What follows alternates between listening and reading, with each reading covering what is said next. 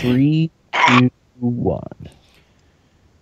Welcome, everyone, to episode 249 of the Thumbstick Athletes podcast. I'm your host, Dan. I'm Eric. Wool. I'm Corey.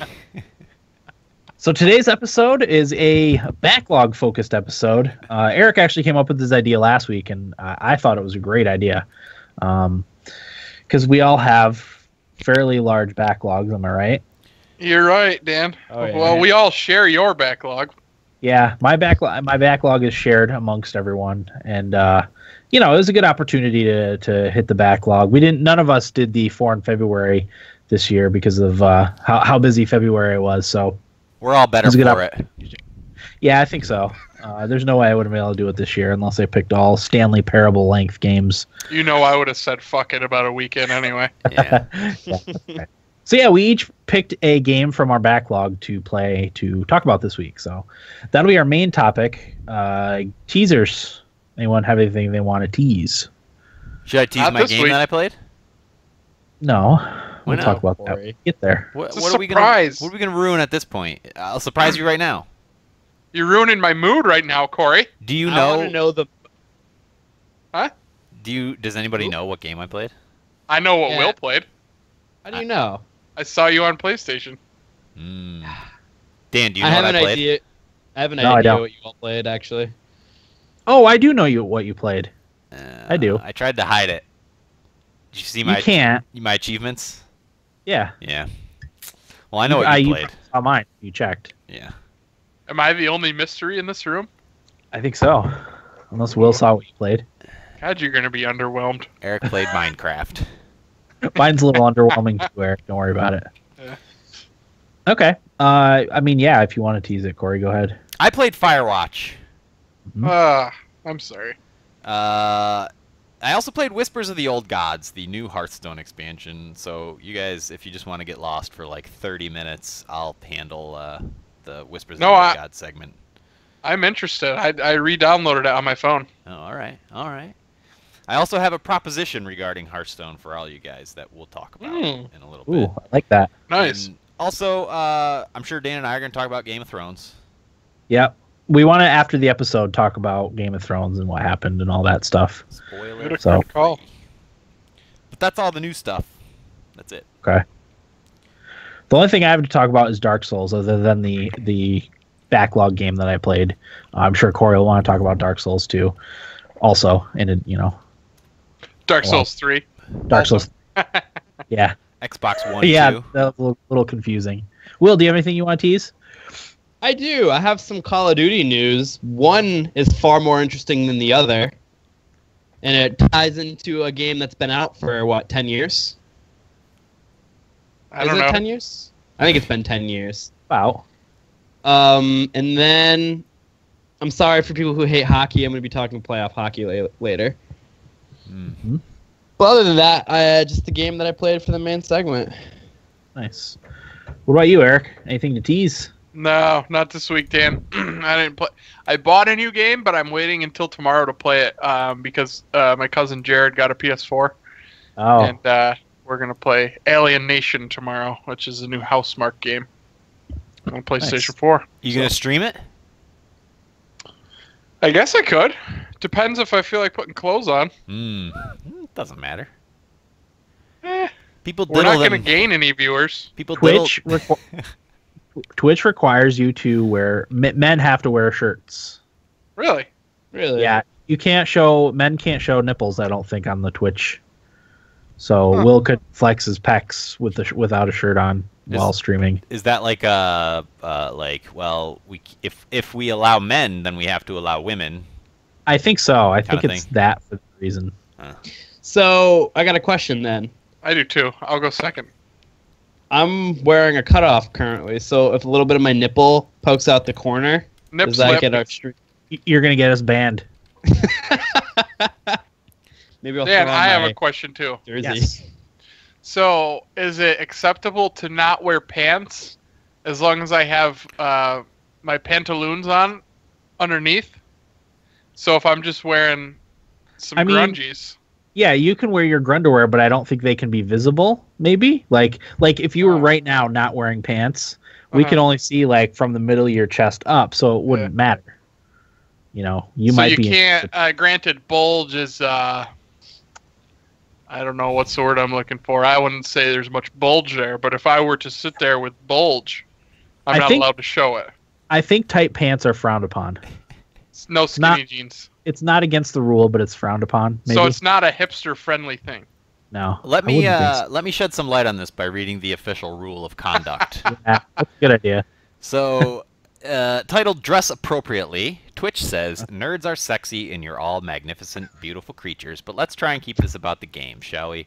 Wearing no clothing or sexually suggestive clothing, including lingerie, swimsuits, pasties, and undergarments, will most likely get you suspended, as well as any full nude torsos, which applies to both male and female broadcasters. You may have a great six-pack, Will, but that's better shared on the beach during a 2-on-2 volleyball game, blasting playing with the boys, Will. If it's unbearably hot where you are and you happen to have your shirt off, gents, or bikini top, ladies, then just crop the webcam to your face. If your lighting is hot, get fluorescent bulbs to reduce the heat. Xbox One, Kinect doesn't zoom, move it closer to you, turn it off. There's always a workaround. So basically, wear whatever you want, but don't put it on camera. What are pasties? Well, can you wear pasties next week, please? That's worth it. What are pasties? Excuse me? A decorative covering for the nipple worn by a stripper. Yeah, it's just for the nipple. Okay. Ooh, okay. I'd love for you to wear some nipple pasties.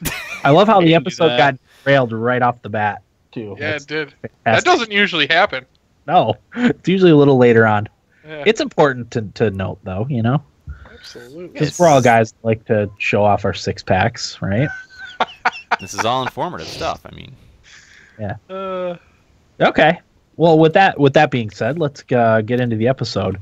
We'll start with Corey since he already talked about which game he played. So, Corey, let's hear what your thoughts on Firewatch are. So, just right off the bat, I'm going to go ahead and say that Firewatch, for me, is a joy of a game. I really enjoyed it. Yeah. I'm not surprised. I really liked it quite a bit. And you guys talking about it and everything I've seen about it, I wasn't really interested. Yeah. Nor should you have been. Seemed like a walking simulator.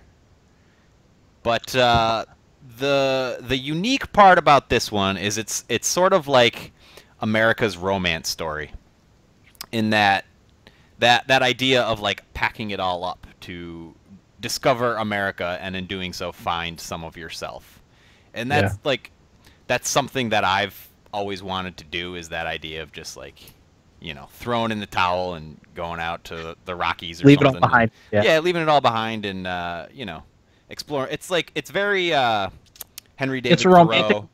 yeah, romantic Americana type of thing. Exactly. Jack Kerouac on the road, little Mark Twain, and now we have Santos Campos Firewatch, or Santo Stop Campos. it. Campo Santo. Maybe that's being a little too generous, but Yeah, I think so. I actually took an American literature class up to 1890 at my last year of college, and the reason why it ended 1890 was because that's the year that historians consider the closing of the American frontier. And we read a ton of American literature, poems, novels, all that stuff, and at the end we had to come up, our final essay was a common theme we found throughout all of those works that we read, and we had to write about it. So all throughout the semester, I was paying attention to every story, trying to find that common thread that tied all this American literature together. And what I came up with is something that fits perfectly into Firewatch, is the landscape, the geography, the land, more or less. So Firewatch takes place in Wyoming, outside. It's Shoshone, right? Yep. Mm-hmm. Okay. And like the land kind of becomes a character in itself. But I'm getting a little too deep. So this character, Henry, is his name. Is it a spoiler to talk about the very beginning? No. No. The very. Then you can't talk about it. Yeah, then you can't talk about it. Plus, it's been out and it's a short game anyway. Okay, yeah, it's only 4 hours. But anyway, this game did another thing that Stardew Valley did really good, and had that opening framing device that sort of set the stage, in that you they tell you the origin story of you and your future wife, and how you met, and she ends up getting sick with a form of early dementia, and because of that, and the snowball effect of that, you pack it all up and decide to become a Firewatchman, which is a dude who, in the late 80s, early 90s, I think it takes place. Yeah, I think it's late 80s, if I remember correctly. Before the internet was ubiquitous, you just sit in a tower all day and watch for fires. Which, after playing the game, I said to myself, I'm like, this is exactly what I want to do. Is have this exact, like, everything that happened in Firewatch, I want to happen to me. I was so into it. Except your wife getting dementia. Well, other than that part, not the intro part. That would be awful. Yeah. But the game spoke to me on so many different levels, because I work at a place where people have dementia, and just like a lot of times I find myself like just wondering what that would be like to, like, be that person's significant other or a member of their family or something like that. So that part of it spoke to me. But I felt like I kind of got my experience by playing this game. That experience that I've always wanted. They do a great job of setting the scene. I actually found out a couple of the developers grew up in Wyoming, rural Wyoming, and that kind of shows. And they actually took a ton of camping trips to Yellowstone, and they did their research. They modeled all the art and the camping posters after the art of the era. But yeah, I don't know. I really liked Firewatch. I'm not gonna get too into the story. Maybe we should do a spoiler talk for that at some point, because I know we can do that. Both you guys played it, right? Yeah, we all played it. Yeah, I didn't beat it. Me and Will both beat it. Eric, you got like what, halfway through, maybe? Probably. Okay. I know. I'd sit in on the spoiler cast though, just so I don't have to finish it. I know a lot of the main criticisms were the length of the game, which I thought was perfect. Yeah. If it I didn't pay for it. I played Dan's copy. Right. If it had been any longer, I think it would have been too drawn out. I totally agree. I thought it was perfect. And the ending was the other complaint. I thought the ending was just fine. I was really happy with the ending. It was nothing spectacular, but I don't think it was supposed to be. That's the point. I think it was just the story was just supposed to kind of fizzle out. Yep. You know. I think, and that's exactly it, because that's life, really. Like the end, it's too much of a spoiler to get into it, but the culmination of that game, there is sort of a realization at the end. Yeah. That I thought was perfect. I really did. So I don't agree with the criticisms of the game at all. It's interesting though, because the character I feel like I know the least is Henry, the main character. But I thought that voice actor was really good. It's that guy he was in The Office. That bigger guy. Was he? Yeah, he was. Remember when Pam went to art college? It was that guy that everybody was wondering, do they have something going on? Yeah, I know who you're talking about. I knew I recognized it. Yeah. What an asshole. I thought he was going to steal Pam from Jim, now that you mention it. Yep, I was excited for that storyline. That never happened. But anyway, the character of Delilah, she's like charismatic and funny and sometimes flirtatious, which is entertaining in a video game when you're having this banter back and forth over the walkie-talkie.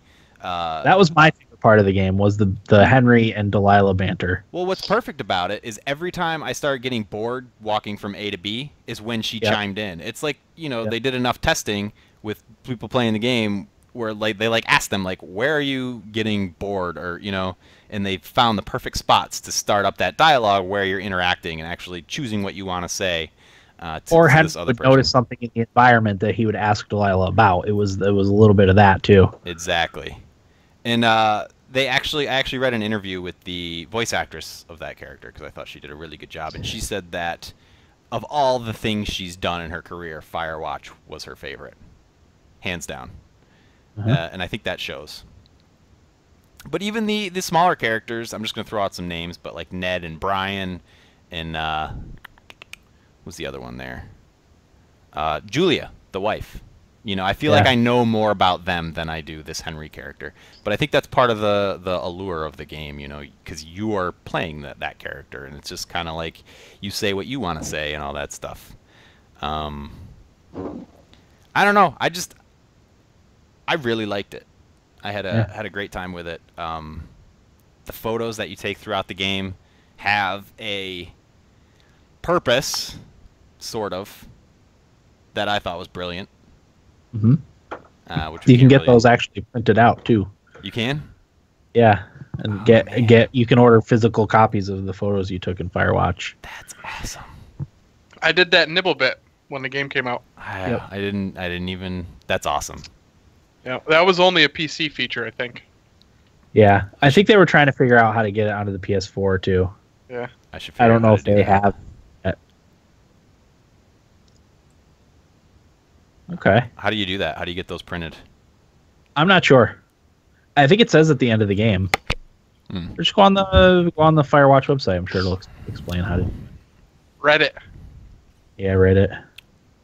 I'm with you, Corey. Though I really enjoyed Firewatch. I was playing that during all the stress of XCOM 2. So it was kind of the perfect antidote to the stress of XCOM 2 because there wasn't a lot of stress in it. There was a little bit, but it was nice and relaxing. Kind of stress. Yeah, exactly. To walk around in the wilderness and be carrying on a conversation with Delilah over the walkie-talkie. Absolutely. Really enjoyed it. Yeah, I think we definitely need to do a spoiler talk for that game because there's a lot of interesting stuff that happens that you can't really talk about because the game's so short, and it would just ruin it. What made you decide to choose Firewatch? I actually went on OpenCritic. I've been watching the OpenCritic 2016. It's like their Hall of Fame or something, and they just list the games in order that have the highest reviews. And a lot of them I've played, but Firewatch was one of the ones that I hadn't played. So I'm like, I kind of need to play this. And one of you guys, I think it might have been you, Dan, said that I should play it. Yeah. So I did, and I knew it was short. And coming off of Dark Souls 3, which I'll get into a little bit later, I was kind of fed up with video games for a little bit, so I just kind of wanted to. We were talking about it last week, how I just want an easy ride, like Eric playing Ratchet and Clank, like just an enjoyable, fun. And it might not have been that. I was kind of nervous about that because I was really not interested in it, just based on what I had seen of it. But I'm really glad I played it. Well, Cliff Blazinski just played through it, and he said he played the first 15 minutes and shut it off. What? He caught both criticism and he had some people championing him because of that. But he essentially called it a hipster game. Yeah, coming from a hipster. Well, then I think it was it Jed Whittaker did from Destructoid did a walking simulator based on your average bro's life. That's really funny. I bet Cliffy B liked that one a little bit more, huh? I don't know. Joke? Was that who he was? It was supposed to be Cliffy B's life simulator, but he's like a poor Best Buy employee. It's really, really funny. That's cool. I don't remember what I said about Firewatch. I think I was just bored. I know. I got the impression that you enjoyed it. I know it was having frame rate issues on the PS4 at first. And that's right. It was. That's why you didn't want to keep playing it. Because I remember I liked the opening and I liked taking the pictures. Yeah. But yeah, I honestly forgot that game existed. But I don't know. I find as an indie game, I guess I'm having a hard time fitting it into my interactive art argument because I think it could exist outside of a video game. Maybe not. I don't know. But it's right up there. I think it just has some classic scenes like early on when you find the two girls and the. Yeah. It's classic video game. I don't know. It's great. And when you find the thing at the bottom of the cave, that was a great moment too. Yeah, a lot of moments in that game. Yeah. Now that I think back on it, it's really good, really good. Okay. But anyway, that's Firewatch. Sounds good. I played something kind of similar, Corey, for my game. I decided since Game of Thrones is back on the air that I would go back and play the Game of Thrones Telltale game. I thought, hey, that's a great idea. It's perfect timing. And then once I started playing it, I realized it probably wasn't a good pick because there's not a whole lot I can talk about without spoiling it. So, but I did take a few notes. So obviously it's a Telltale game. If you played any Telltale games, you'll know the formula. It's a 6-part game surrounding the events of House Forrester, who are loyal bannermen to the Starks of Winterfell.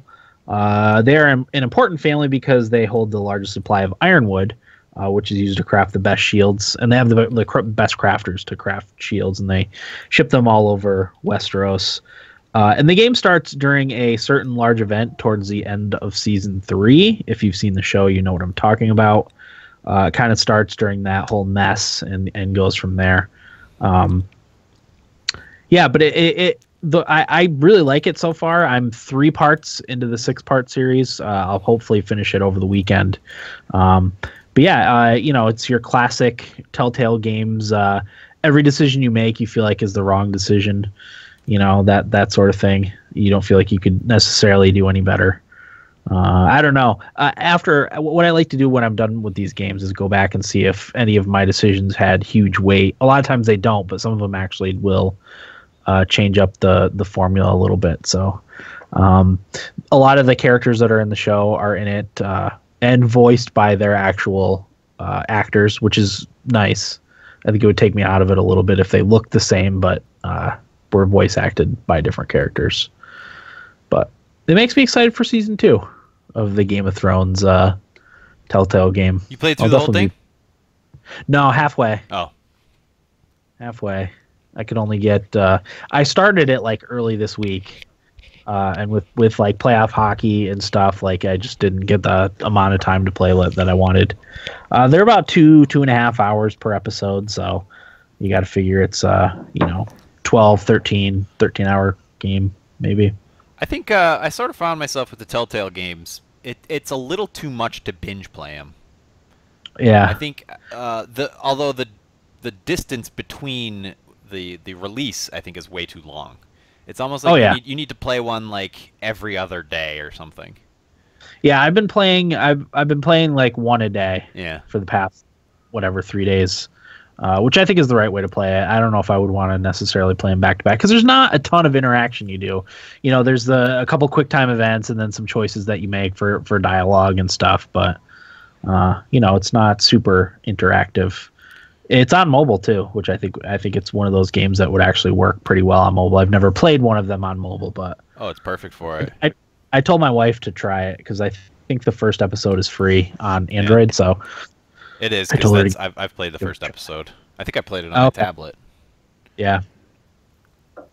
But yeah, so far I'm enjoying it. I'll report back next week on my final thoughts, even though I won't spoil anything just because I don't like to spoil things. I don't want to be that guy. A lot of good cameos? Yeah, I think so. They try and, shoestring? Is that the right word I'm looking for? Do they try and shoestring some characters in there, or...? It does. I mean, maybe a little bit, but it doesn't it plays nicely into the events of the greater events of the show and show, I guess, not necessarily books.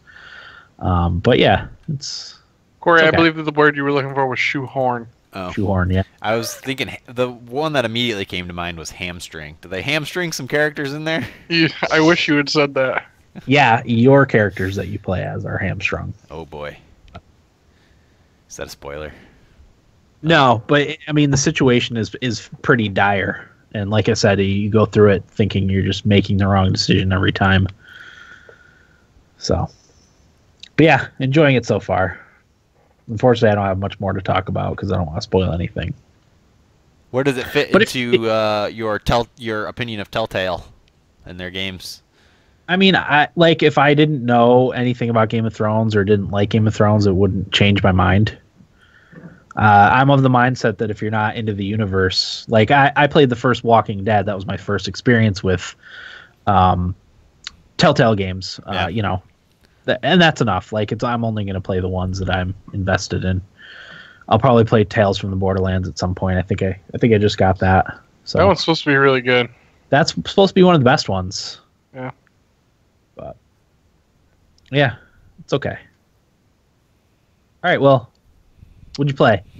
So the game that I attempted to play, I had some issues, was Heavy Rain on the PS4.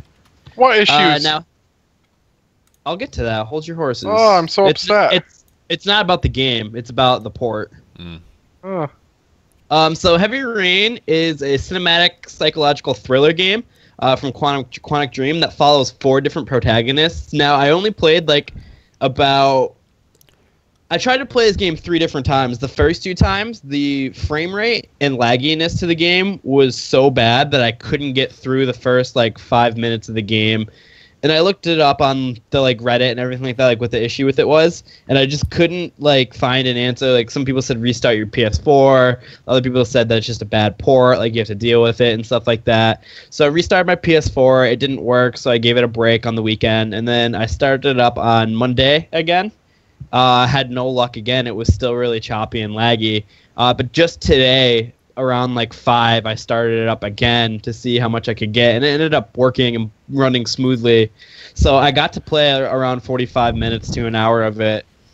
So I'm not very far, unfortunately. I wanted to have this beat because I decided last week that as soon as we were doing this, that this was the game I was going to play because Eric speaks highly of it, and so does Corey.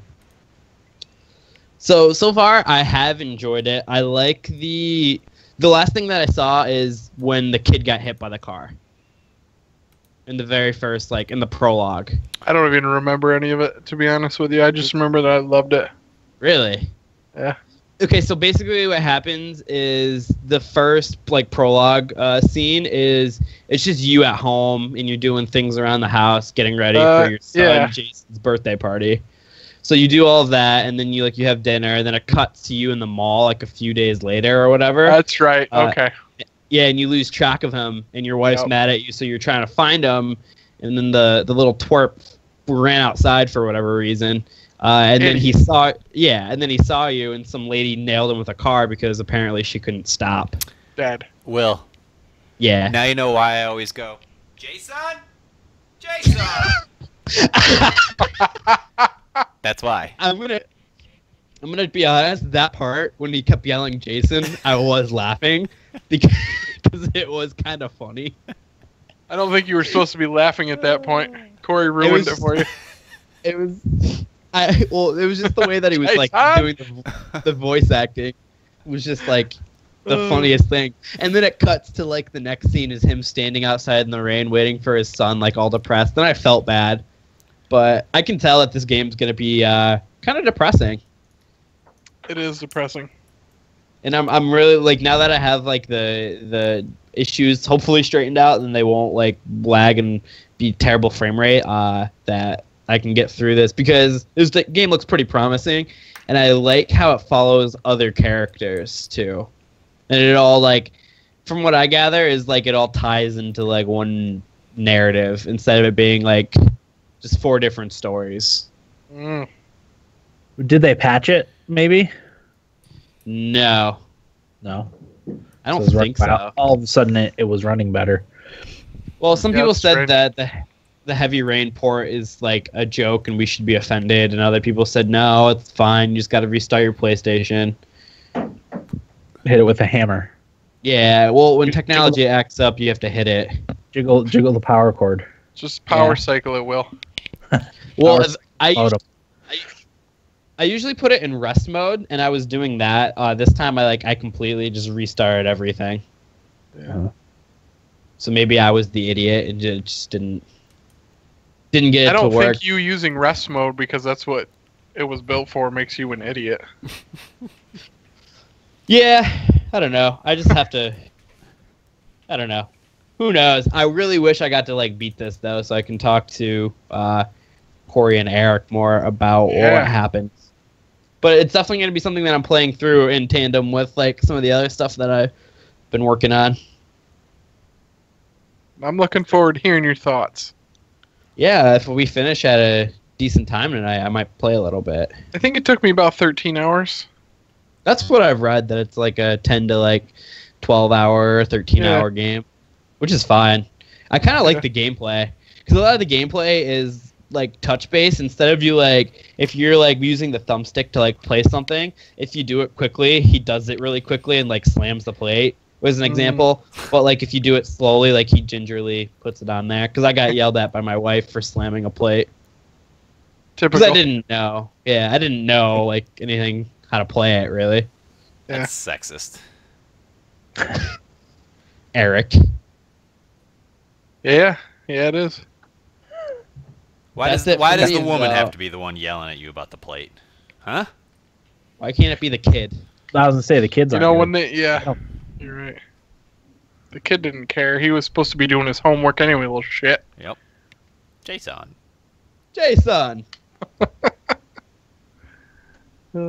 That it will. Yeah, that's it. Unfortunately, I wish I had more. All right. Eric, what do you got for us? I was having a little bit of trouble picking a game. There were a lot that I wanted to choose from, or a lot that I had to choose from, a lot of good ones. But a buddy of mine, Jeff, who I play FIFA with, we've been playing video games together just about every night for the past few months. He suggested that we play the Gears of War remaster co-op. Oh. So we started that this week. I think we started. It was either Sunday or Monday night. So as of last night, we beat the first chapter. And the reason that we're not progressing very quickly is because we're playing it on Insanity difficulty, which is a bitch. It doesn't make the game very fun. I can tell you that. And if I was playing by myself, I would have already turned the difficulty down. Oh yeah. But I'm not. So Jeff's committed, huh? It's nice Jeff's to the host. yeah, it's nice to play those games and feel a little bit overpowered. You know? Yeah, exactly. Like, and you know the other problem is I could give a flying shit what the story is in this game. Yeah. Like, I don't feel like you're playing a Gears of War game for story either. So I'm not interested in any of that. You're playing it chainsaw. Yeah, I'm playing it for the gore Invaders, of me chainsawing and just slaying all these monsters, not them doing the opposite to me. Like, yeah. I don't know. But it's pretty cool. It looks pretty good for such an old game. I know it's remastered and all of that, but it looks better than I expected it to. It's not very colorful, which is Oh yeah, it's brown. It's gray. kind of Brown it's a shooter. depressing. Yeah, it's gray, drab. Uh-huh. But I think that feeds into the tone of the game too. I guess it's kind of a gritty game, gritty story. Marcus Phoenix is, I guess he's a badass. Some of the lines are just so corny. It's so funny. We've been doing a lot of laughing out loud at the script. Well, it is one of the first like Space Marine games, right? No. One of the early ones. It's not Space. Warhammer. It's Space Marine, Dan. It's Space Marine without them being in Being space. space. How's So it it's a hold up? marine game. Well, the big muscly, huge armor. How's it hold up, Eric? Well, I think it holds up well. Like I never played Gears before, the first okay. one. The only one I had ever played is the third one. But I don't play it and feel like, oh god, this game. You know how sometimes you play a game and you can say like Uncharted 1, for instance. When I replayed, well, that was my first time playing it, but when I played the update, I said, this isn't very good now, but back then it was probably really good. I don't have that feeling with Gears. It's still pretty good. Yeah, the gameplay was always really tight, and that was one of the things I liked about Gears of War. I don't know if I'd say it's really tight. It's pretty tight. Pretty tight. Yeah. I feel like some of the cover stuff can get a little clunky. Like I got caught in a couple corridors where I just couldn't get off the walls. And playing on Insanity, that's not a good thing because it only takes a couple hits. Yeah. But yeah, it controls really well. I still love the running in it. Yeah. The camera view when you're running is really cool. I like how it shakes. But yeah, so I'm assuming we're going to keep going through that. I think there's 5 chapters, so we're just going to kind of work our way through it. I told him I'd like to have it beat before my wife moves down, which is May 10th. So that's the timeline that I'm on. But like I said, we play just about every night, and I don't have anything else I'm working through right now, so that'll be my game. But yeah, it's fun. I think I'm enjoying it more because I'm playing with somebody. Obviously, that's usually the case for me anyway. But yeah. Beers and gears. Beers and gears. God, if I wasn't such a pussy, I'd drink beers and Gears every night, but those days are gone. Yeah. I wanted to have tried the Gears 4 beta, but I keep forgetting to let it install overnight, and I don't want it tying up my internet while I'm awake, so I haven't played it yet. I've heard some pretty mixed reviews. I guess people are kind of mad that it's basically just the same thing, and they didn't change any gameplay or anything like that, but I can't speak from experience on that. Jeff really liked a couple of the game modes. He tried it. He liked a couple of them. There was like a dodgeball mode or something like that. He said it was really cool. But, yeah. How would you compare it to The Division, having recently played that? Gears? Yeah. I wouldn't. No. The only similarity is that it's The cover based. I think I like the Division's cover system more. Okay. You could compare those two things. Yeah. I guess guess that was really my question. Oh, yeah, okay. Yeah, in that sense, yeah. I thought the Division's cover system was pretty crisp. You know? Yeah. Gears isn't bad by any means. It was mostly just when I got caught in that corridor, I got a little bit frustrated. But, you know, when you're out in the open spaces that they have designed for you to be in when you're fighting the enemies, it's pretty well done. That was Gears. The weapons are pretty awesome, too. Yeah, well, the chainsaw is classic. Oh, man. And when you especially on Insanity, because it's hard to time it, and if you miss, you're fucked. You're just dead. Yeah, because you're when you're right in the thick of it and you land one, it's pretty sweet. But yeah, that's about it for me, Dan. Okay.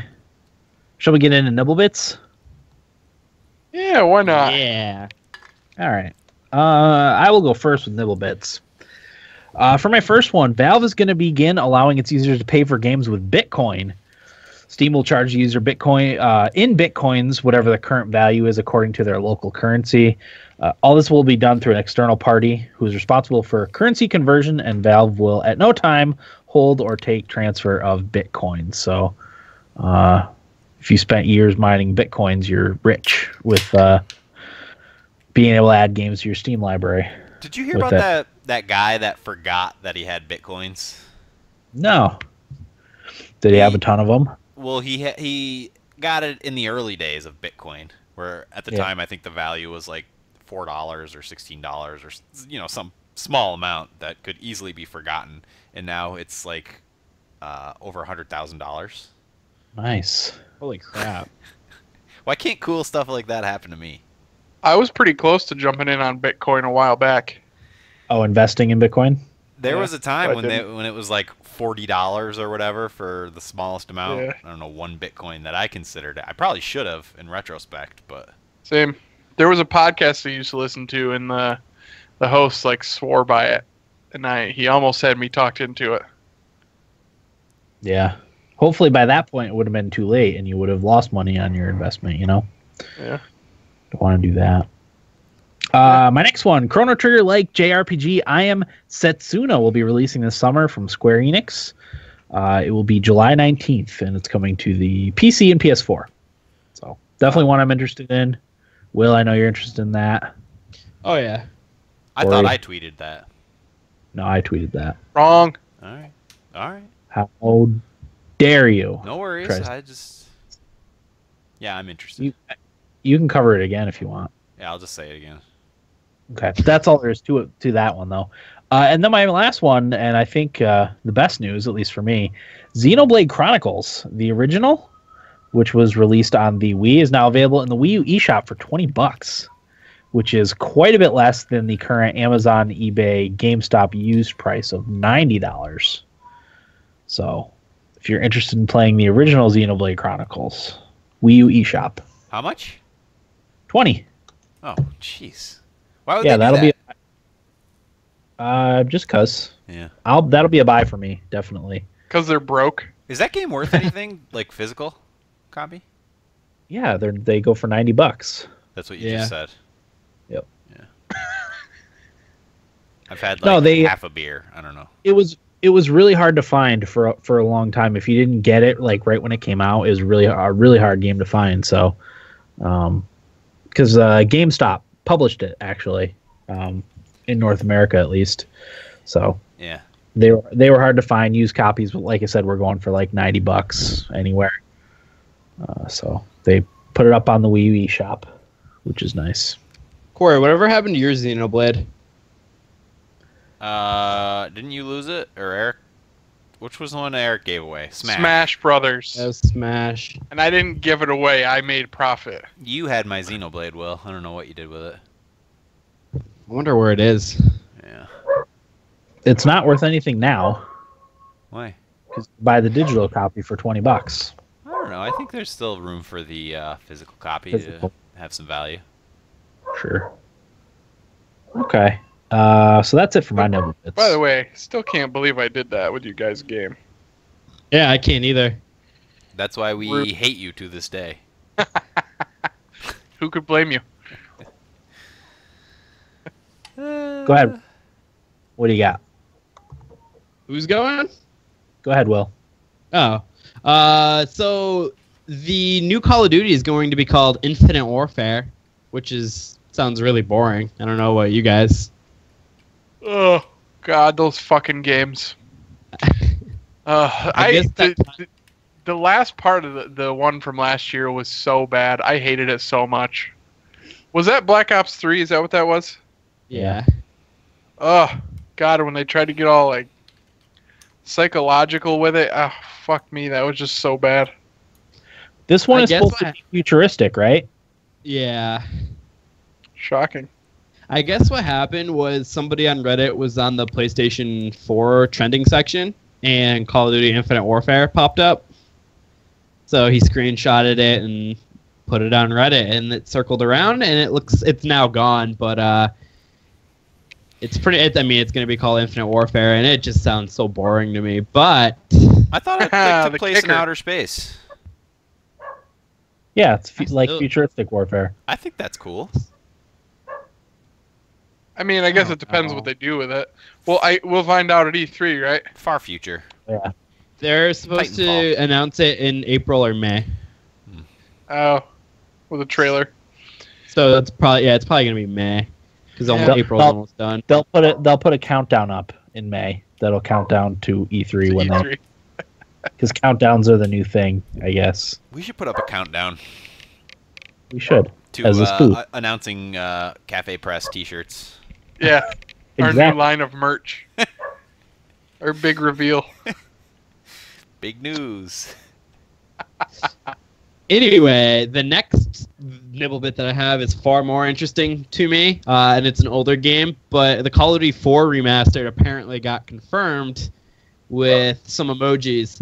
Somebody on Twitter just kind of tweeted, if I ever hear the words Call of Duty 4 PS4 remaster, I will literally crap my pants with excitement. And Call of Duty found that tweet and tweeted a poop emoji and some pants.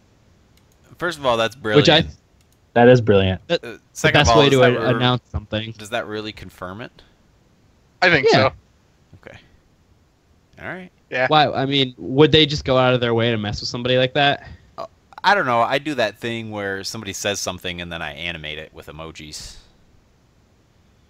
I Could you- think Can you imagine? there was a picture too. There was a picture going around as well. Oh yeah, I saw forgot. the picture. Yeah. I don't remember where, but it was of like Infinite Warfare, and if you get the Legacy Edition, you get the remastered Call of Duty 4. As soon as I saw it, I go, well, they're gonna get me again this year. Yeah, So- that really sucks that we're gonna buy the next Call of Duty because of I really this. feel like this was the year, Will. This was the year. After And then- Black Ops 3 just being a pile of shit. And then they went and just remastered one of their best games. Threw so we in have one of to my buy it. favorite games ever remastered. You know what's gonna happen? Treyarch's gonna do it with World at War, which is my favorite Call of Duty, so I'm gonna buy that. Next year. Yeah, next year we'll have to get that one. So we're We're not on the gonna hook. win this one. Because they're gonna start remastering their old games. Which will be Those more are the fun than only their two, new though. ones. Those are the only Yeah. two. Because I got the Call of Duty 4 multiplayer taken from me so cruelly and unfairly. Oh, didn't you? So now I can play it again. Do you know how excited I am to play on Overgrown again? Do you Oh have my any God. idea? Do you know what's the best? The best part is we're gonna play this game more than any other game. And I'm just gonna get my ass kicked. My skills on video games have dropped dramatically this past year. Oh yeah, mine too. I can't compete online anymore. No. Couple of You nukes. did well on Overwatch. That's a different type of game though. Yeah, but I mean that's a pretty fast paced. I don't think I could pick up Call of Duty 4 and hop online and do well. I know I couldn't do what I used to do, which was snipe. There's no way I could pull off what I used to. No, but because like the reflexes needed are just so. Oh yeah, I just don't have it anymore. I'm 21 and I don't have it anymore. Jeff and I were talking about this because the reason we're playing on Insanity for Gears is him and his brother played through it on Gears when it came out on Insanity, and he wanted to do it again. And he said going into it, he's like, I'm interested to see how my skills as a gamer hold up when we play. And as soon as we started, he goes, I'm certainly not 16 anymore. Yeah, I hear that. Yeah, time certainly has passed with that. Oh man, I can't wait to get on Overgrown. Can't the barometer for how good you are as a gamer come from something like Final Fantasy VII? No. The Witness? You know? That's brains. The Witness. I'll give you the Witness with smartness, yeah. Intelligence. Doesn't take intelligence to play Call of Duty. All you have, Corey, look no further than logging into Xbox Live and just listening to those people. Oh, yeah. Yeah. There's not a drop of intelligence at 9 out of 10 times. I watched a really good Rocket League video the other night where this dude was just playing this other dude in Rocket League. It was one-on-one, and the one guy was just so pissed, just spewing the most awful things at this poor guy who was just emoting back. On Rocket League? Yeah. He's like, I'm going to kill you. What's your address? You won't give me your address. Of course he won't, you fucking idiot. I'll kill you and your parents. Oh, good goal. You can score a goal, but you won't give me your address, you big pussy. Oh and just God. like, on and on. He probably thought he was so funny, too. Corey, did people love it, though? Were people loving it? The video? They probably thought it was really good trash talk, is what they thought. Really good smack talk. I think the enjoyment of the video came from listening to that guy just spew this garbage. Being an idiot. Be so upset over Rocket League. He was baiting me. He kept baiting me and baiting me, so I strangled him. Ended his life.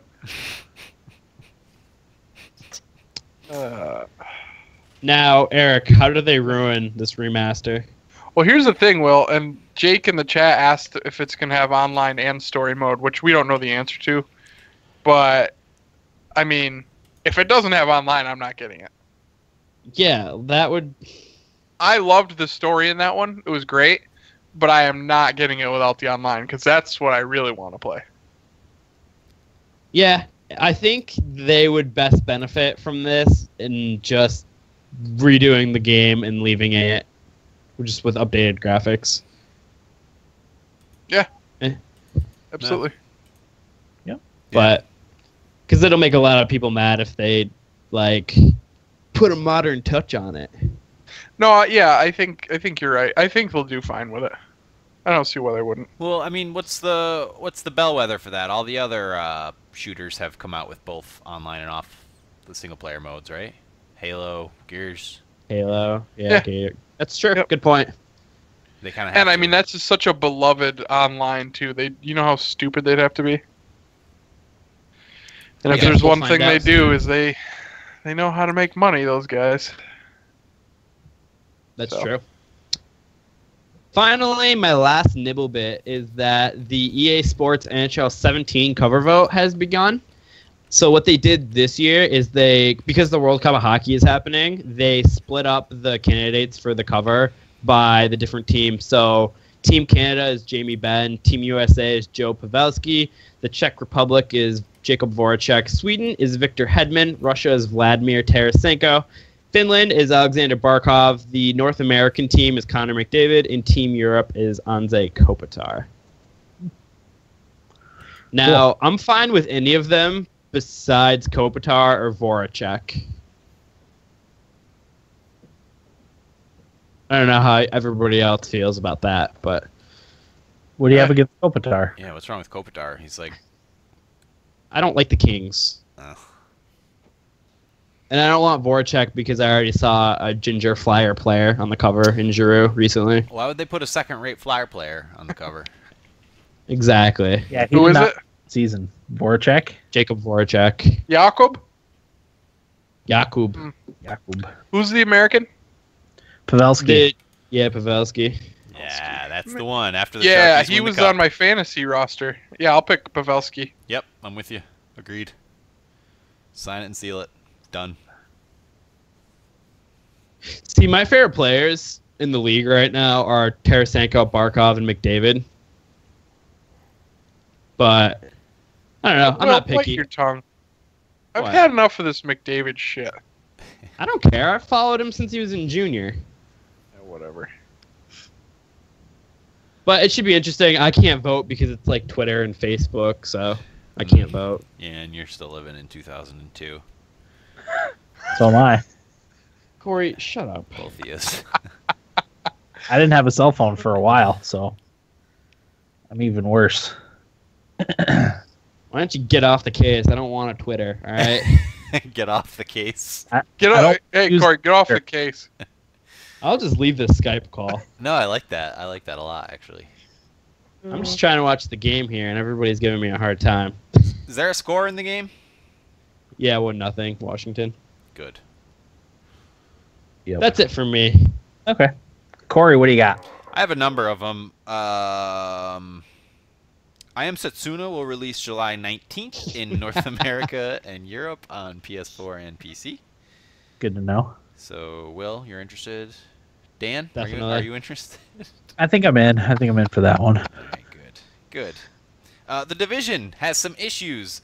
I thought Nibblebits would be a good time to talk about this because I don't know how much you guys have been paying attention to it, but I've read a few articles and heard a few talks on podcasts about it. But it's a mess. It's a hot mess right now. So there's this game network consultant who went on the record saying that the real fix for all the problems plaguing the Division could require a complete rewrite of the network code.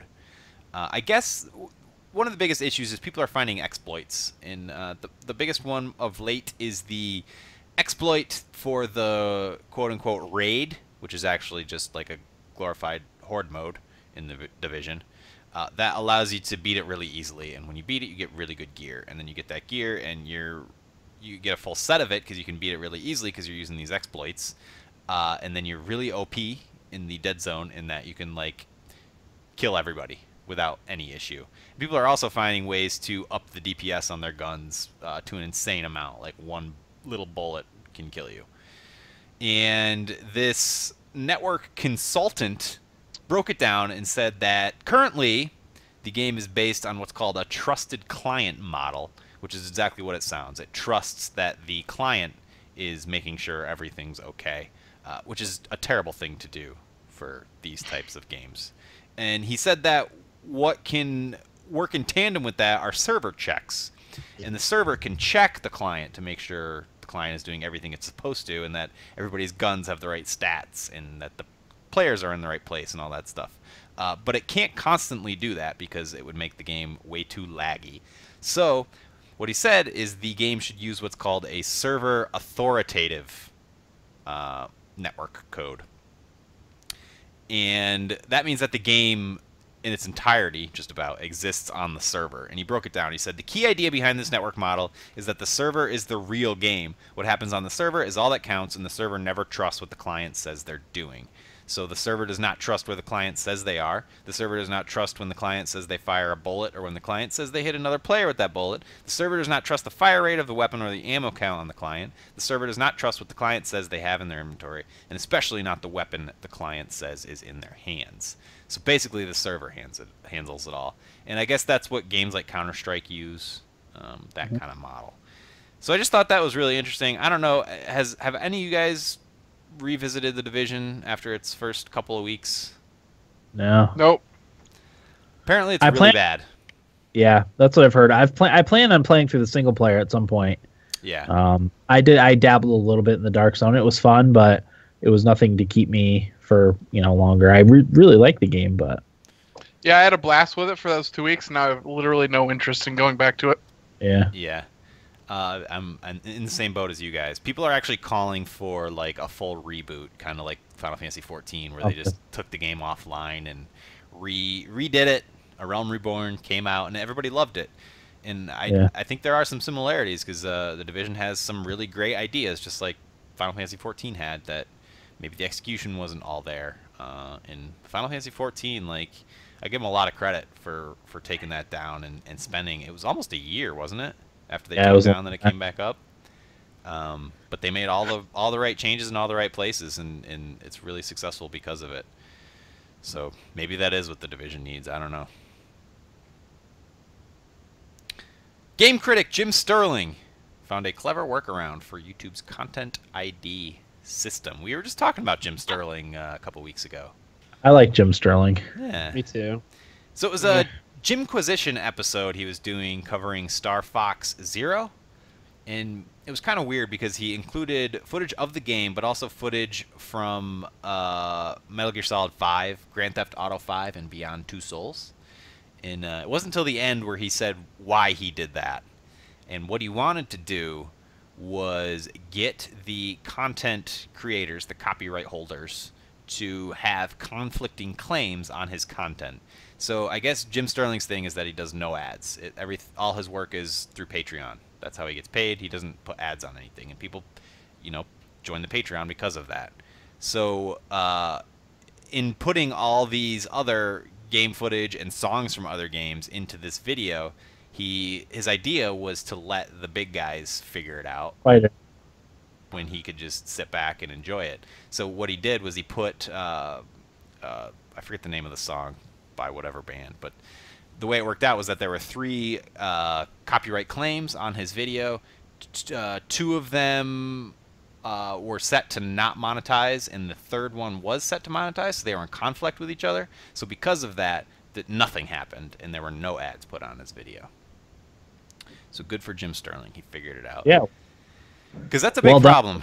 That's a big problem anymore. Especially with Nintendo stuff. I almost don't even want to do Nintendo stuff anymore because they're such hard asses about that.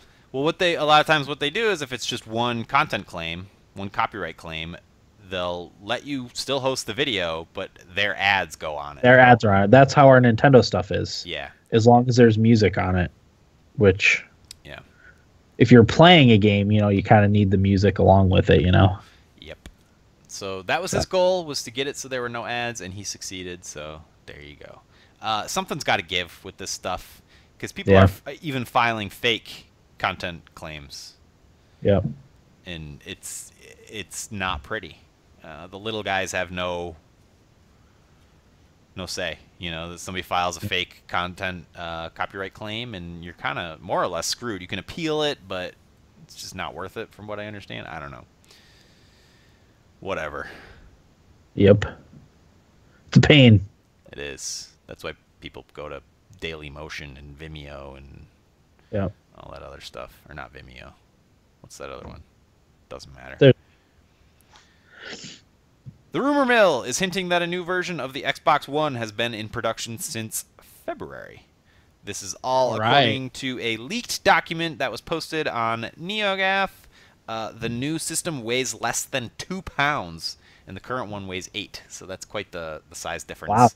Wow. Which leads a lot of people to believe that it's probably just a slim version of the Xbox One, not necessarily. Well, the Xbox One does need to slim down a bit. It's huge. Yep.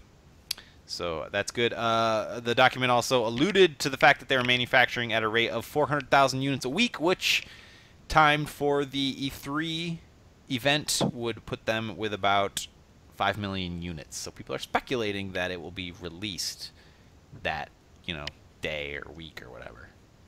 So we'll see about that. It's really going to be it's shaping up to be a really interesting E3. That's for sure. Fire Emblem and Animal Crossing. I think so. Why? With all the new hardware, I know the NX isn't going to be at. Yeah, it got a lot less interesting in my opinion. But I still think we'll find out more from Nintendo. Yeah. we'll see. But we're gonna find out more about PlayStation. We're gonna. But who cares about better graphics? Honestly, is that interesting?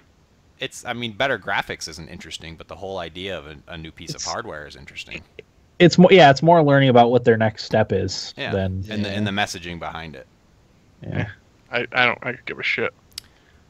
And then to see whatever Xbox does, and just to see like what games, what are we gonna hear about games? I mean, that's always the case, but I don't know. They could show Sony and Microsoft and Nintendo could show up to E3 and be like, "Well, we don't really have anything," and I'd still be riveted, Yeah.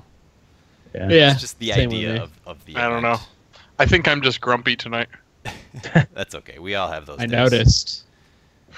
Maybe this will get you less grumpy. Fire Emblem and Animal Crossing are headed to smartphones this fall.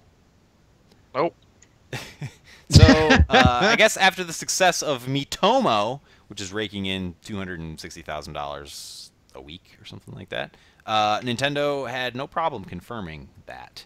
I know they committed to 5 smartphone games by March of 2017, so this is just 2 more. They're not direct ports, but mobile-optimized spin-offs. The quote is more accessible and connected versions. So we'll probably see more microtransactions. We'll probably see some sort of social media jank that was included with Miitomo that kind of forced you into using that in order to connect with friends, which kind of sucks. But it is Interested to see what they do to Fire Emblem, by the way. Yeah, me too. And it's like a first step, It's more experimental than anything, so it'll be interesting to see. Because I want to see that. I want to see the end result of all this be like, well, here's the new whatever on iPhone, like mobile. It's in the App Store. Yeah. The new game, there it is. Go get it. I'm still waiting for Pokemon Go. It's the only one I'm excited about. I watched a 9-minute gameplay video. Pokemon. How was Go. it? Okay, it looked like it needed some polish, but the concepts were all there and looks interesting. Cool. Yeah. Yeah. Yeah, I got a couple more quick ones. A handful of people in the UK are playing Uncharted 4 already. I guess there was a truck hijacking, and copies have surfaced for sale, and they are Naughty Dog is working with the authorities to sort that issue out. But also, some retailers had it for sale because the original release date was this week, so there was some confusion. I guess it's been sitting in stores. Not every store, but some stores, and even Amazon sent out a message saying that it would ship that day, and they later corrected themselves. But there was a little bit of confusion, so people have been known to walk into a store and pick up Uncharted 4 because it's on the shelf. So you might want to check your local retailer. Mm-hmm. Team YouPorn has been banned from the Electronic Sports League. Is that what the ESL stands for? Sure. Probably. So there's a new ruling that disallows sponsors that are, quote, widely known for pornographic or adult themes and products, end quote. Apparently they wouldn't even allow them to rebrand with a different name. That's ridiculous. Yeah, I guess they just wanted, a different sponsor. If I'm YouPorn, I just open up a separate division. Call it good. Yeah, open your own league. No, open up a separate division that can masquerade as the sponsor for... Oh, I see. Yeah. I see what you're saying. Wouldn't be that hard. Hey, maybe YouPorn starts a whole, video game streaming site. They got the money for it, and Twitch has enough issues. Yeah. I'd be alright with that. Sure. Watch all our live feeds on youporn.com. You imagine? Oh, that sounds great. That would be great. Number of Hearthstone nerfs came in with the release of the Old Gods. I will not bore you guys with them because I know you guys don't really care. But I was very happy. Go one by one. I was very happy with all the card nerfs. Well, the first one is Ironbeak Owl. Yeah. Was originally a 2-mana 2/1, but they upped it to a 3-mana 2/1. The Ironbeak Owl silences another minion. So there's that. Big Game Hunter is costing a little bit more, which is good. You kind of got to make a decision whether you want him in your deck. Before it was kind of a foregone conclusion. Let's what's the other one? There's a number of them. I can't remember them all off the top of my head, but I thought they were all really good. Those cards were OP. Knife Juggler was another one, 3/2. Every time he put out a mana, he shoots 1 damage knife at the enemy. They nerfed him down to a 2/2, so it's a small change, but it's good. It's good stuff. In addition to all the Whispers of the Old Gods stuff, which I'll talk about in a little bit. Mm-hmm. That's it. Sounds good. What do you got, Eric? Just 2 things, Dan. Both Nintendo related. So as most people are probably aware of now, the NX got an official release window of March of 2017. Did they ever say that it was coming out this year, or was that just kind of speculation? No, that was rumors based off of their hardware manufacturers. Right. So I will not say it was delayed. It has a release window now of March 2017. The thing that was delayed was the new Legend of Zelda game. And they also announced it will simultaneously be released at launch with the NX and Wii U. So that will also be March 2017. Uh-huh. I've seen a lot of people pissed off about this. I, for one, am not. I'd much rather it came out and worked well. Yep. With polish, as we've talked about before. Mm-hmm. I saw a lot of disgruntled Nintendo fans in the Nintendo Voice Chat Facebook group, and it was really annoying. Yeah. The entitlement of people it's absurd. Yeah. Like, and what are you in such a hurry for there? How many games are available to play? Too many. Like, yeah, too fucking many. So just chill the fuck out for a few months. Even on Nintendo, you know? Yeah. Like, the eShop is, like, Xenoblade Chronicles just came out on the Wii U eShop. Yeah. That should occupy you for a little while, you know? Yeah. I was listening to Kotaku's Split Screen podcast today, and they were kind of harshing on the Wii U quite a bit. Really? Yeah. Why? No good games. No good game? What? Yeah. That was the biggest. That's just such bullshit. A waste of money was really what I'm obviously, you know, reducing their argument to paraphrase, but that was the thing. Who were the podcasters? I'm not like calling them out, but I just thought it was relevant to the conversation. Schreier and Kirk Hamilton, right? Yeah, because I tend to disagree with them quite a bit on that. I think the Wii U has some fantastic games. Even the Mario 3D Mario game, I think, is really underrated for that console. Yeah. In addition to, you know, your Splatoons and your Mario Makers and your Xenoblade and your Mario Kart and your Smash. I don't know. Some really good games of the generation, I would argue. The half-step generation. Half-gen. As you guys like to call it. Nintendo's always right in between, or lately they've been right in between all the generations. Yeah, they are. They're the half-gen console, aren't they? Yep. That's great. I mean, the Wii U won our most valuable console a couple years ago, if you do recall. Yes, indeed. That was the year. Was it the year Mario Kart came out and Smash Brothers came out? I feel like they had one other like really big release. No, Splatoon was the next year. That Splatoon came out last year. It was 2014 that it are. And that's when Mario Kart and Smash and I don't remember. I feel like there was another big release, but I won't never remember what it was. But I mean, I put 120 hours into Mario Kart myself. You know, I think like 80 into Splatoon. Yeah, that's a lot. No, I just disagree. There may not be as many games on the Wii U, but there are some really, really good ones. Yep. You know? Yep.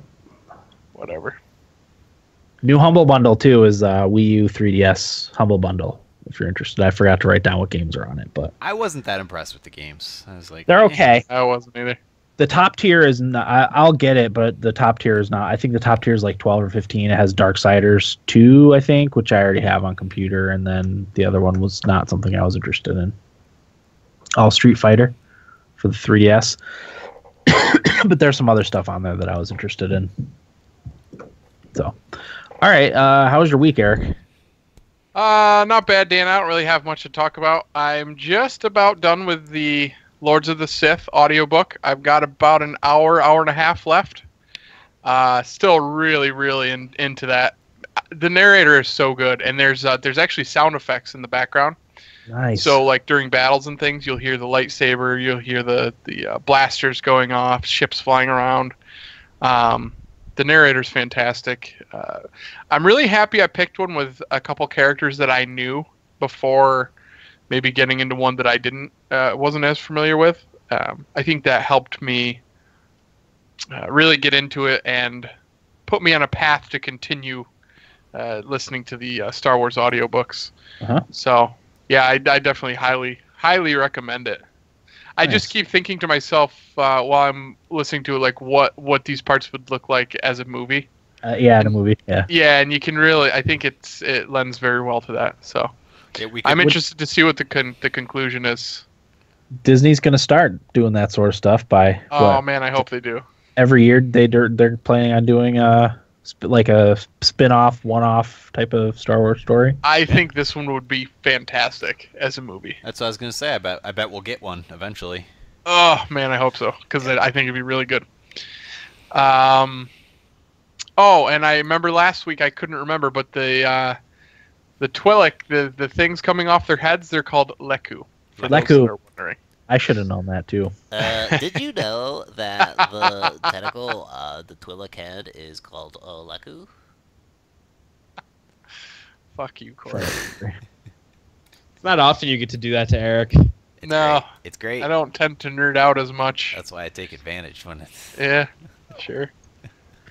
Yeah. Other than that, that's really it, Dan. I don't think I've got too much else.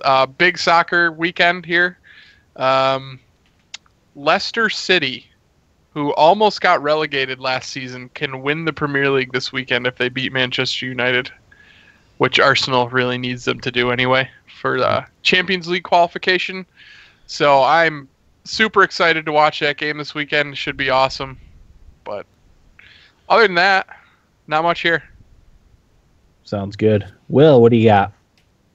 I just want to give a little hockey update. Boy, are the playoffs working out pretty nicely for Me. people who aren't Kings or Blackhawk fans Or Rangers Yeah. fans. or Ranger fans. Yeah, you better throw that in there. I didn't want to because that was... Corey, in your opinion, do you think the Rangers should start over and kind of like try and start a rebuild? I don't think they have much of a choice.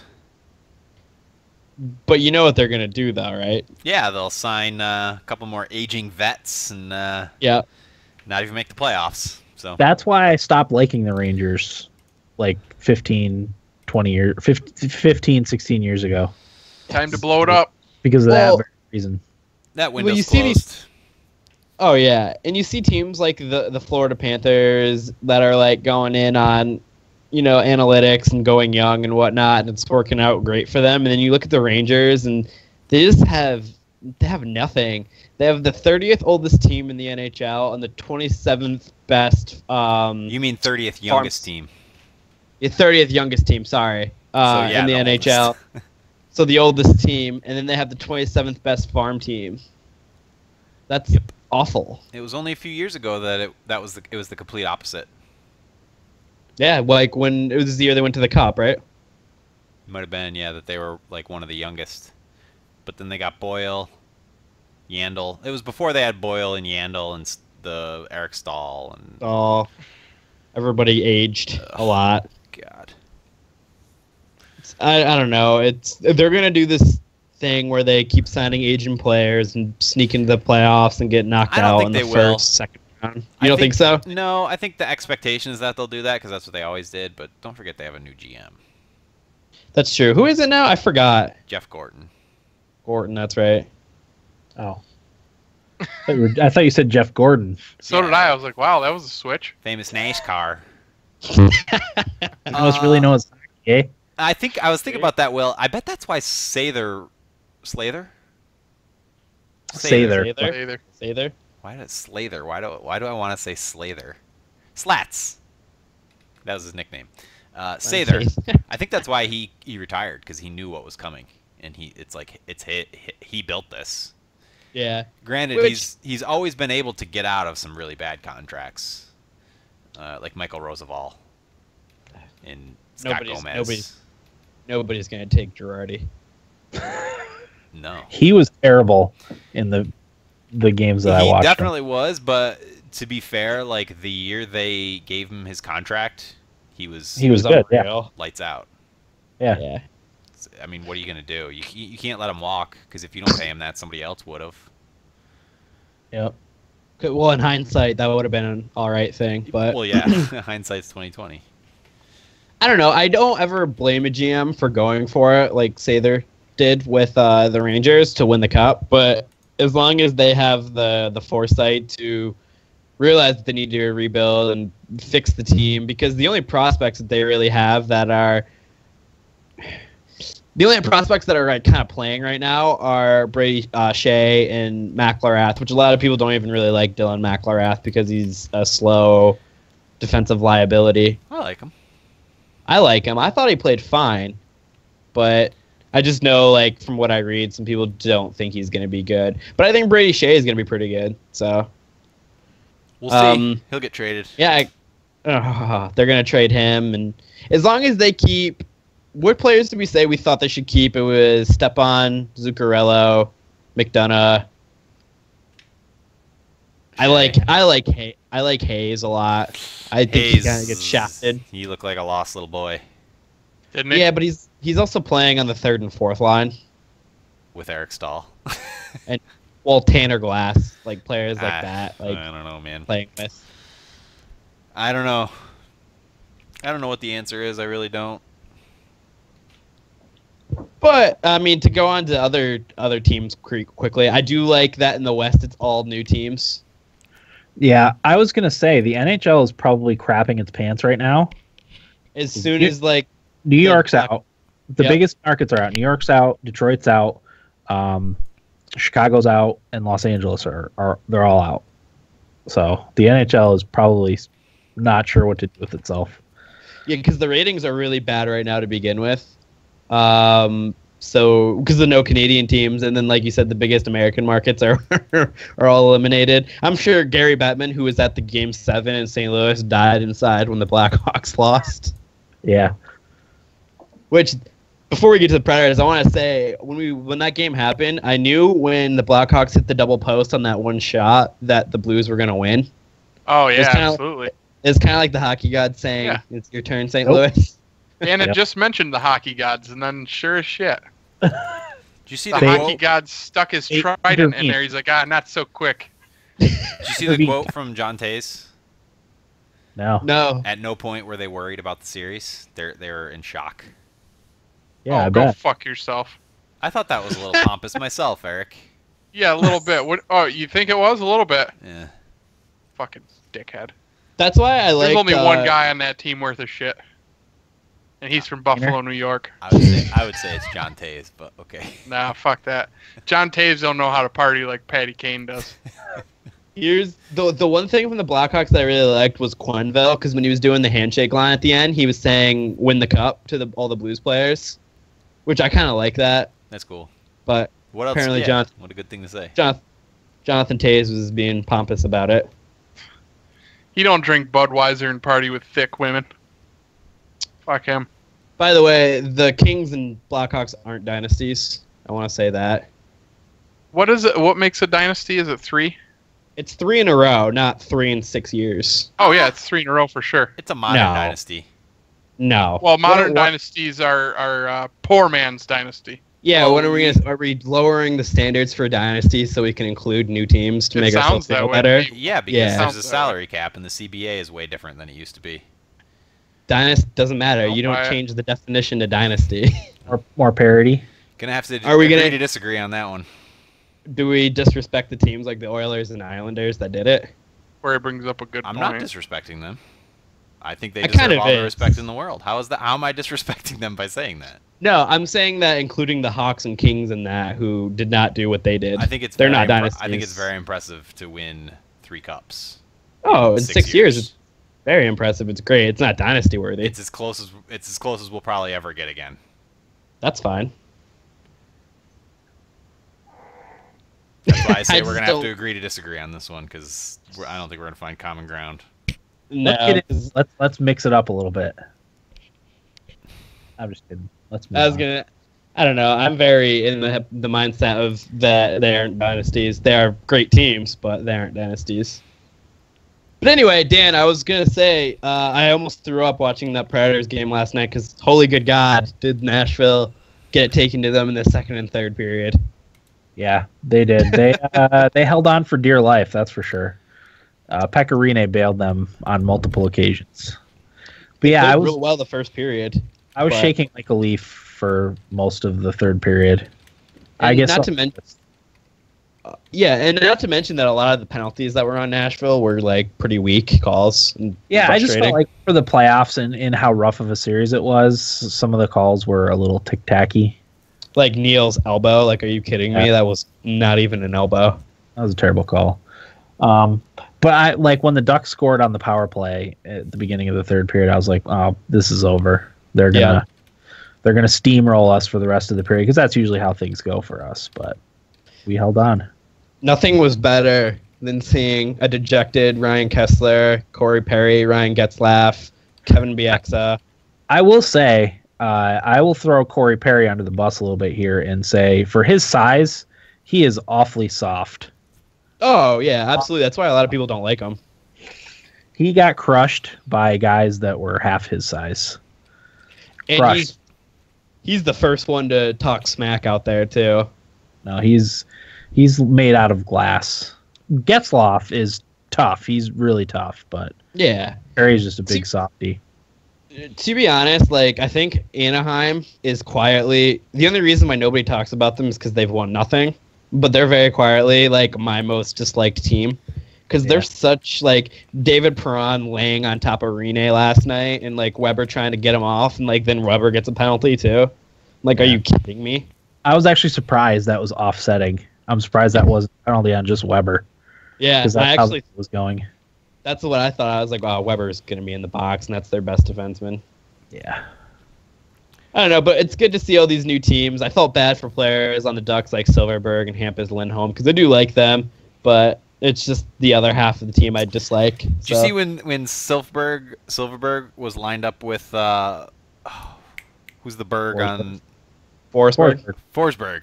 That was great, and they were shoving each other back and forth, and Pierre chirped in with the they used to play against each other in like some Swedish. Yeah, they were Swedish elite rivals. This is what makes hockey so awesome. That was like such a good moment. Yeah. Watching that Arvidsson, like, what's his deal? He was I've never seen. Granted, I only watched him a couple plays that I paid attention, but he was going full speed the entire time. Him and Salamaki are, I think, the reason why we were in the postseason, because every time they get on the ice, they're like little lightning bolts. They're everywhere. Yeah. When they got sent down, or I think Arvidsson was hurt and Salamaki got sent down during the season, that's when we had our big slump. And once we got those guys back and into the lineup, because they're third and fourth liners, so it's impressive to watch. Have guys like that on your third and fourth line. Craig Smith is another one who I think is an underrated player. And when he missed the 2 games, is two of our biggest losses against Anaheim. He creates mismatches and stuff. And he's so good on the forecheck, and he's so fast. Like, not having him in the lineup, it was hurting us big time. That's how Jed Ortmeyer used to play for the Rangers. Yeah, just Jed. Possessed. Good hockey name. Yep. That is a great. I don't know enough about hockey, like the strategies of it. Yeah. You know, and like how teams play. I just kind of sit there and I'm like, yeah, these guys are just going fast back and forth. The key is to watch the players that don't have the puck. Yeah, that's a good that's way what I told my wife, because she's the same way. Like, she doesn't have the technical understanding and strategic understanding. But I told her one thing to watch for is when a defenseman pinches in, to see the forwards coming back and covering the point. That's like how I first started getting into the more strategic aspects of hockey, is just watching for that. Yeah, because Nashville's really good at that because their defensemen pinch all the time. Now, when you say pinch, that's when the grab defensemen each other with their fingers and squeeze really hard. Squeeze each other's buttocks. See who can make the other one cry first. That's when, like, the play is along the boards, and the defenseman will skate in and try and like break up the play or turn the puck over to keep the play in the zone. Yeah. And the forward or the wingers usually rotate back out and cover the point. So if the puck is chipped past the defense, it's like Rocket League. A little bit, yeah. No, that's Yep. exactly how I play Rocket League. Yeah. I go to the point and try to keep the ball in the zone. Now, Dan, Terrible at it. But I wanted to say Nashville doesn't get a ton of respect from people. Like, everybody's picking the Sharks to win. But if you look at the Nashville roster, they have pretty much everything to win a cup. They have a great top six. They have the best defensive core in the league. And if Rene plays like he can play, there's no reason that they can't go to the cup. San Jose is going to be a tough matchup. I think they have a lot more weapons than the Ducks did. Like I said, Don't take penalties. Nashville can't take penalties, and they also have to score on the power play if Yep. they want the series, because they were 1 for like 28 on the power play in the series. And I found out why, because I watched a few of the games, and especially last night I watched the full game. But Anaheim has the top penalty kill in the league, too. Top penalty kill power play. Because, like, it was in the third period where Nashville, granted they wanted to kill time when they had the power play, but, like, they weren't even in the zone for most of it. No, their power play was terrible.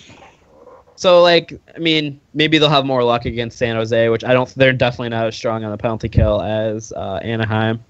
But, I mean, honestly, it's a toss-up unless you're the New York Rangers. Right. Yeah, it'll be fun to watch. They start tomorrow night at 10:30 against in San Jose. So, I wanted to ask you, who are your picks to come out of the East and West? And Eric, and I wanted to ask Corey, but he took off. Caps and Sharks. That's exactly what I was going to say. I was going to say Sharks and Capitals. I think the Capitals are going to be tough to beat. Rooting for Preds and Isles.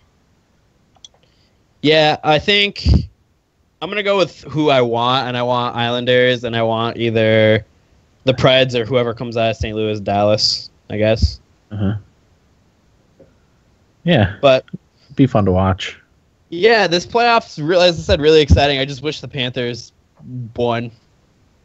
Because I only missed on 2 series. I missed on the Rangers and Panthers ones. Mm-hmm. Here's Corey. Yeah, he's on the phone. Never mind. You can move on for me. He's on the telly. Okay, I'll go next. I mean, the only thing I had going was I wanted to talk briefly about the Predators, but we already did that. And then Game of Thrones, which me and Corey I think will be talking about after the end credits. We'll talk about what happened in the episode, but it's nice to have that back. I, however, hate having to wait a week between episodes. We really right? Very spoiled in being able to like watch everything all at once and binge on a TV show. God, I hate waiting. It sucks. Yeah, that's why I hate I wait until the season's done. Yeah. Yeah, I can't do that with anything. I can't wait. Sup? I wanted to rewatch the episode before we recorded this, but because my kids for the first 20 minutes or 25 minutes of it were giving us a hard time about bedtime, so I kind of missed a few things. But what can you do? What'd I miss? Nothing. No. I'm just talking about Game of Thrones. I did want to say before I was rudely interrupted by a phone call that I'm going to be very conflicted in this Nashville Sharkies series, Dan. Because I really like the Sharkies. I like the Sharks too. I like a lot of We their just did predictions, Corey. We'd like yours now. Oh man. Yeah. I don't know. I've never for me watching the Predators is kind of like watching the Rangers. Like I've never been able, other than goaltending, I've never been able to see where they're a good team. Mm-hmm. Really? Yeah. Who? This year of all years, Corey, I would have to say you're wrong. Yeah. Well, to be honest, I haven't really watched too many. I watched a little bit of the third period of last night's game, and then fell asleep. So you saw a bad game. Okay. They played defense the whole game after they scored 2 goals, which Gostad had the game winner, by the way, Eric. Yeah. Dan, I saw that.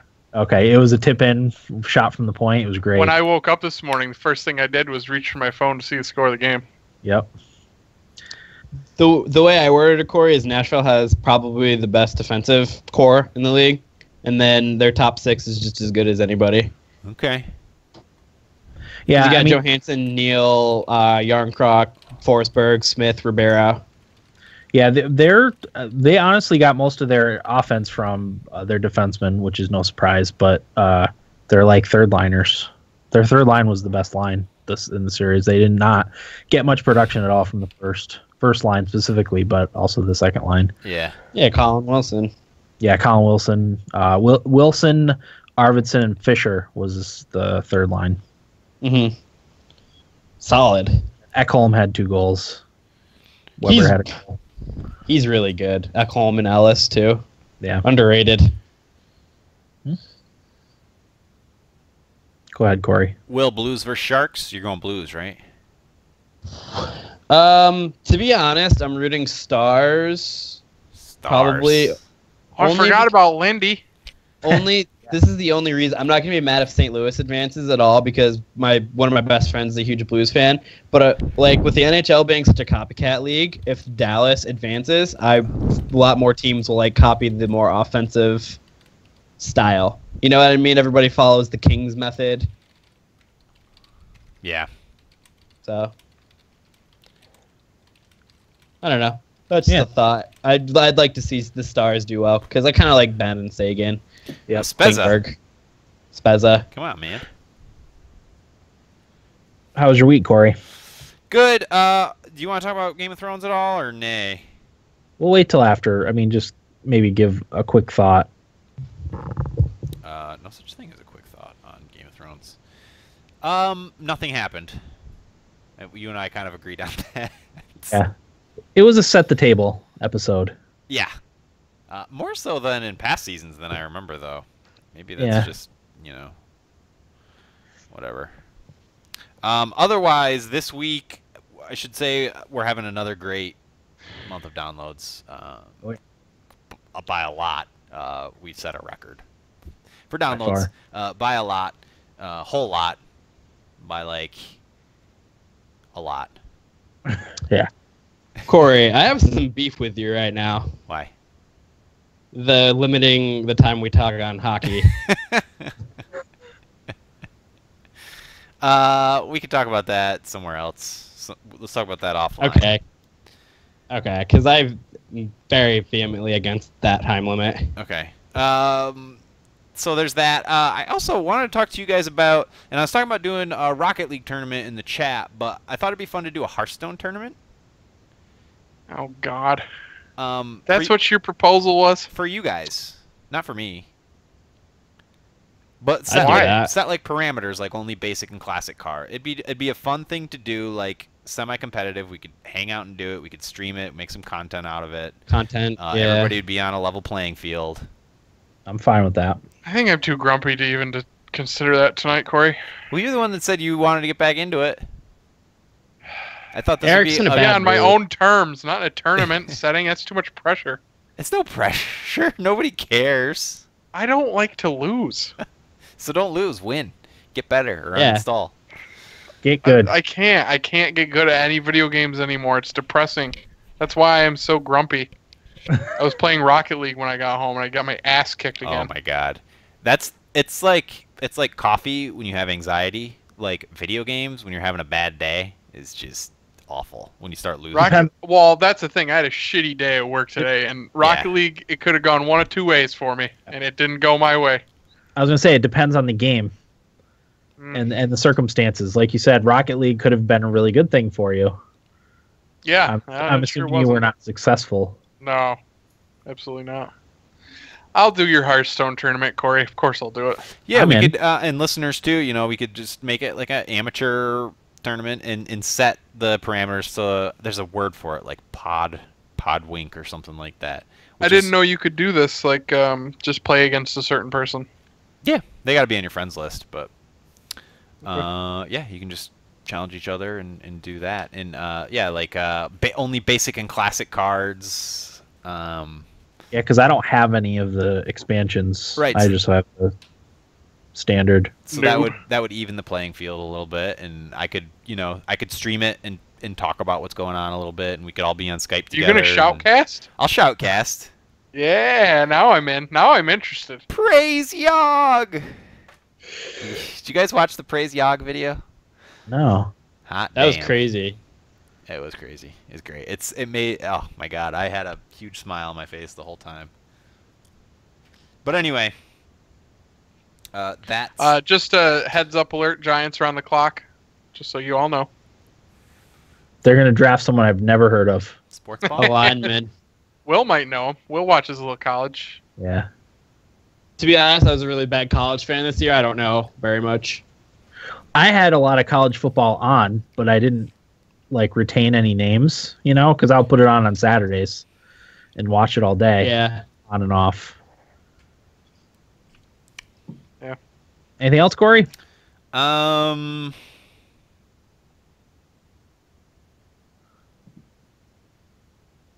Nope. Nope. All right. We're going to take a quick break, potty break most likely, and then we'll be back with what we played and feedback in just a moment. Dan, it's cute when you say potty. Potty and tinkle. I tell the dog, let's go out and go potty. Right. But my wife doesn't want me telling the kids to go potty because she's a elementary school teacher and she hates when her elementary school kids say they have to go potty, which I understand. The Giants selected cornerback Eli Apple from Ohio State. Oh, I actually do recognize that name. Wasn't there some sort of controversy? No, you're thinking Eli Manning. No, there's Eli. some sort of Eli So that- Apple controversy. Second Eli that they have on the team. Was there? Where did I see? I don't know. Was it steroids? Is Eli Apple on the roids? I think Eli Manning's on the roids. Anonymous scout I mean, criticizes they Eli ain't Apple working. because he can't cook. So I assume he meant cook crack on a spoon. I mean, have you seen Eli Manning's arms? He's definitely on the roids. String No, bean. why does it matter if he can or can't cook? It doesn't. Was this on the Onion? He's in college. He's probably going to the food That's where I hall. saw it. Deadspin. Oh, there you go. Eli Apple's mom might be the best sports mom in the game. I don't know. What's his name? The chunky soup woman. Marshawn? No. That's not the real mothers. Oh, Richard Sherman? No. Way back. There was a few of them. Broncos. Marshawn. No. Donovan McNabb. No. Terrell Davis. Terrell Davis. That's the name I was looking for. TD. Thank you. That's not his real mom? No. Why can't I ever remember anything that's useful? This is Remember exactly what I'm talking about. sports heroes from the late 2000s? Was that when Terrell Davis played, or was it the late 90s? He was I, early. I long can't time get ago. that specific. I can give you names. Broncos hero. Terrell right, I'm- Davis. I'm gonna whiz. 95 to 2001. He's a hell of a running back. 6 years? That's it? Cowboys, yeah. Running backs don't last long. Cowboys took a running back from Ohio State. He came to the draft wearing a belly shirt. Good for him. I guess I'd wear a belly shirt if I was going to a draft. Fiona keeps farting and it's disgusting. Right? Yeah, cool. And then I poop blood.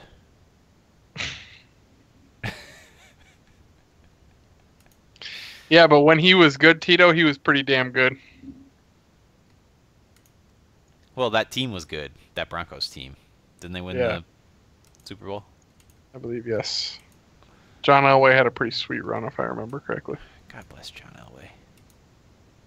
Now, John Elway's a dick. Is he? Yeah, he pulled the Eli Manning move. He didn't want to play for the team that drafted him. Like Which Wayne I shouldn't Gretzky? say that. Jim Kelly did the same thing. Oh, did Gretzky do that too? Sort of. His situation was really weird. He was going to get drafted. I can't remember who he was going to get drafted by. Corey, too much hockey talk. Okay. I'm just kidding. Go ahead. No, I don't. I honestly don't remember the whole story. But Thoughts gone. he ended up joining a different league, and then the Oilers paid him as like a private contractor to come and play hockey. I don't know, it's really weird. bizarre. That's why they always say Wayne Gretzky was never drafted.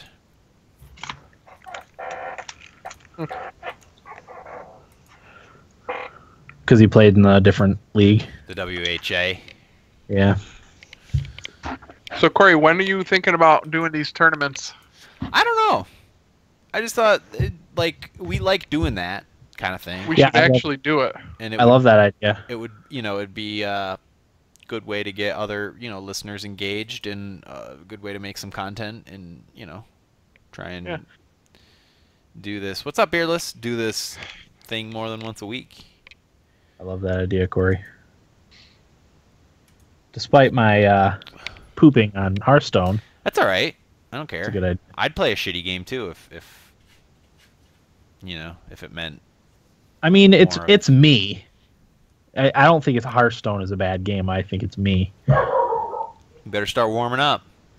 I know. I was gonna play tonight when I went to bed. Just to familiarize yourself with it a little bit. Yeah. I should load it back up on my tablet.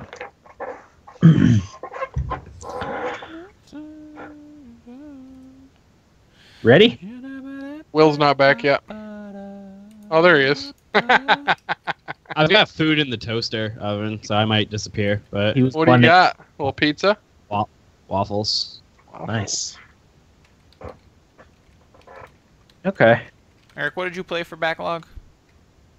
Gears Remastered.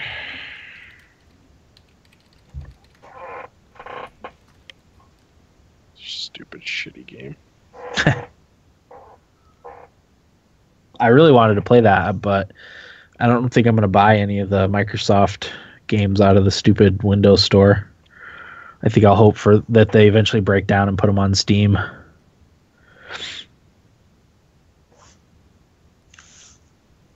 Did you guys see at the WWE event they had recently? Somebody held up a localized Mother 3 sign. Yeah, I love that. Probably Dan Reichert, guys. That's actually what one of the comments said. Probably Dan Reichert. It probably was someone that listens to a video game podcast, because they all seem to love the WWE. Yeah, they do. The gaming people. The gamers. That's like a selling point for our podcast. We don't like it. We should put Yeah, that. right. We're the only gaming podcast that doesn't like WWE. We will never talk about professional wrestling more than just to crap on it once in a while. We should put that in our description. I think it would. Did we do a Firewatch episode? Yeah. No, I don't think we did. I thought No? we did with something else. Firewatch and... It might have been a split episode. No, I was going to say Firewatch and The Witness, but it was... This is what I mean. Why can't I remember that? Honestly, Eric, I barely remember what we talked about when we get done with an episode. But ask me a college's mascot, and there's a really good chance I can tell you.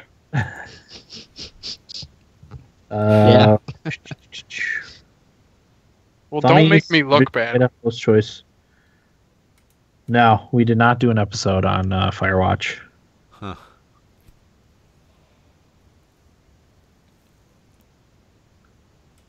I think it came out right around when XCOM 2 came out, so probably talked about it then. Man, that Ratchet and Clank movie's getting some shit reviews.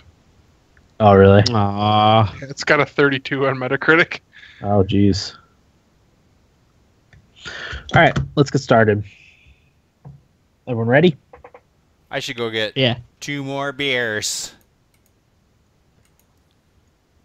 I'm done drinking. It made me grumpy and sleepy. Eric, do you have to work tomorrow? What? Actually, I don't officially have to work, but I am going into the hiring office for a bit. To get higher? Yeah, something like that. One of my employees is starting training tomorrow, so I want to go meet him. Oh. His name's Bill. I hope he's okay with being called Wild Bill, because that's all I will call him. Biff. Biff. There's only one Biff in my heart. Yep.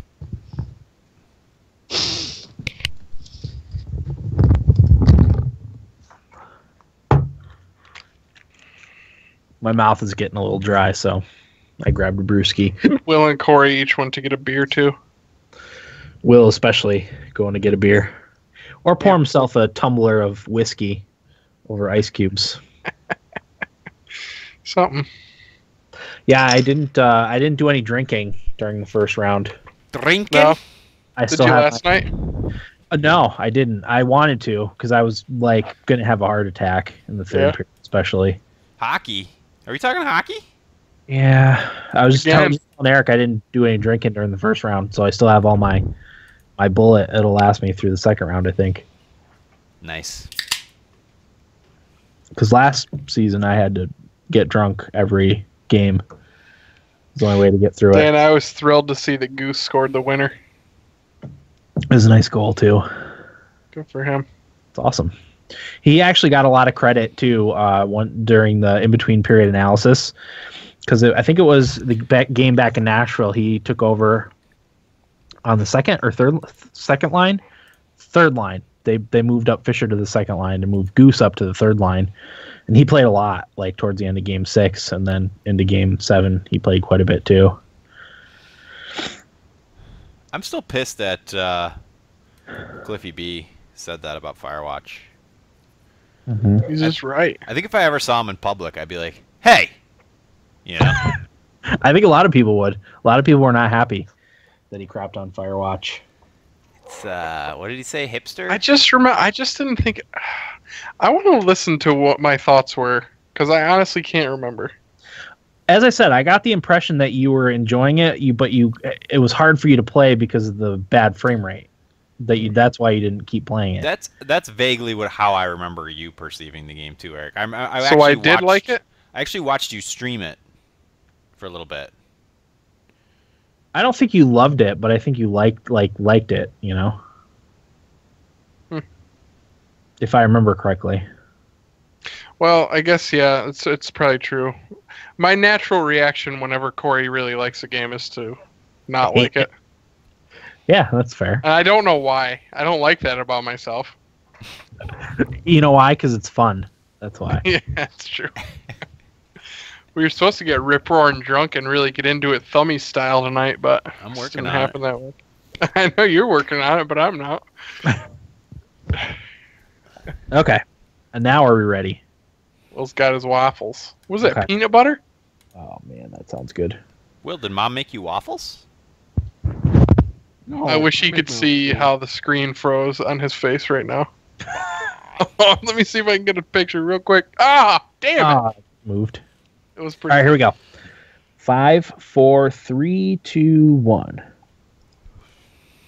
Welcome back, everybody. Episode 249 of the Thumbstick Athletes podcast. We are now in what we played. Corey, I'm going to start with you because you have big Hearthstone stuff to talk about, and we also have to talk about Dark Souls. So, what do you want to start with first? Let's start with Dark Souls. Okay. I got to warm up for the Hearthstone chat. All right. I beat Dark Souls 3. Hey, well done. Congrats. Did you beat it, Dan? No, I did not. Oh, well, all right. I actually saw an article the other day, like, you'll only get one first time with Dark Souls. Which was my point last week when we talked about it. You did say just that, didn't you? So, something very similar. Like, I compared it to eating pizza for the first time. That's right. And I think, that's like where my thoughts on Dark Souls 3 begin and end. Like, it still has all the makings of a great Souls game, and it's great. But it's missing that first impression of a Souls game. That is a very unique thing that you'll never get back. It's still a fantastic game, and I loved every second of it. Did get a little frustrated, though. The ending 3 or 4 bosses were pretty difficult. The final boss only took me like 3 tries, but then again, I had 3 other people helping me. So it is what it is. And then I immediately started New Game Plus. Was just cruising through everything. I guess the step up in difficulty is much smaller in Dark Souls 3's New Game Plus than it is in the other Souls games, and that was pretty noticeable. And I actually deleted the game because I don't know. I want to get back to it and play through New Game Plus, but I don't know when that's going to be. I knew if it wasn't on my computer, I would be more likely to play something else that I haven't already played through. Yeah. So that's where I'm at with Dark Souls 3. I mean, the PvP stuff was really awesome, but I had a ton of issues with lag. Yeah, there is a lot of lag. And I don't think it's my internet because, No. my internet is pretty good most of the time for other things like streaming this podcast. Stable, at the very least. Very stable, yeah. But it's like there'd be times where you'd swing and it wouldn't register the damage. When you're playing with other people, it wouldn't register the damage for a while.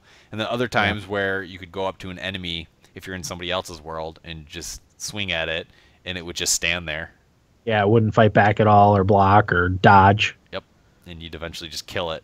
It's almost like it couldn't detect you because your latency was so high relative to the person's world that you're playing in. So I don't know. Maybe clean that online stuff up a little bit.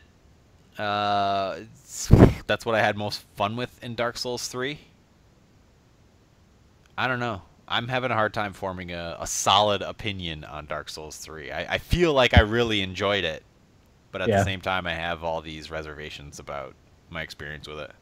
Sure. Sounds like you hate it. I didn't hate. I don't know. Love hate. Yeah, and I honestly... It sounds mostly like love to me, Corey. You just, like you said, it was at its best the first time you played it. Exactly. Yeah. That was what I was just going to say, is that. And that's kind of where my thoughts begin and end. Well, we should, before I talk about Dark Souls 3, we should try and plan out our Dark Souls 1 playthrough. Yeah, that would be I want to fun. do that. Yep. Because I would like to conquer Dark Souls 1 in my lifetime. That would be Because I got great. to it. I'm well on my way to conquering 3.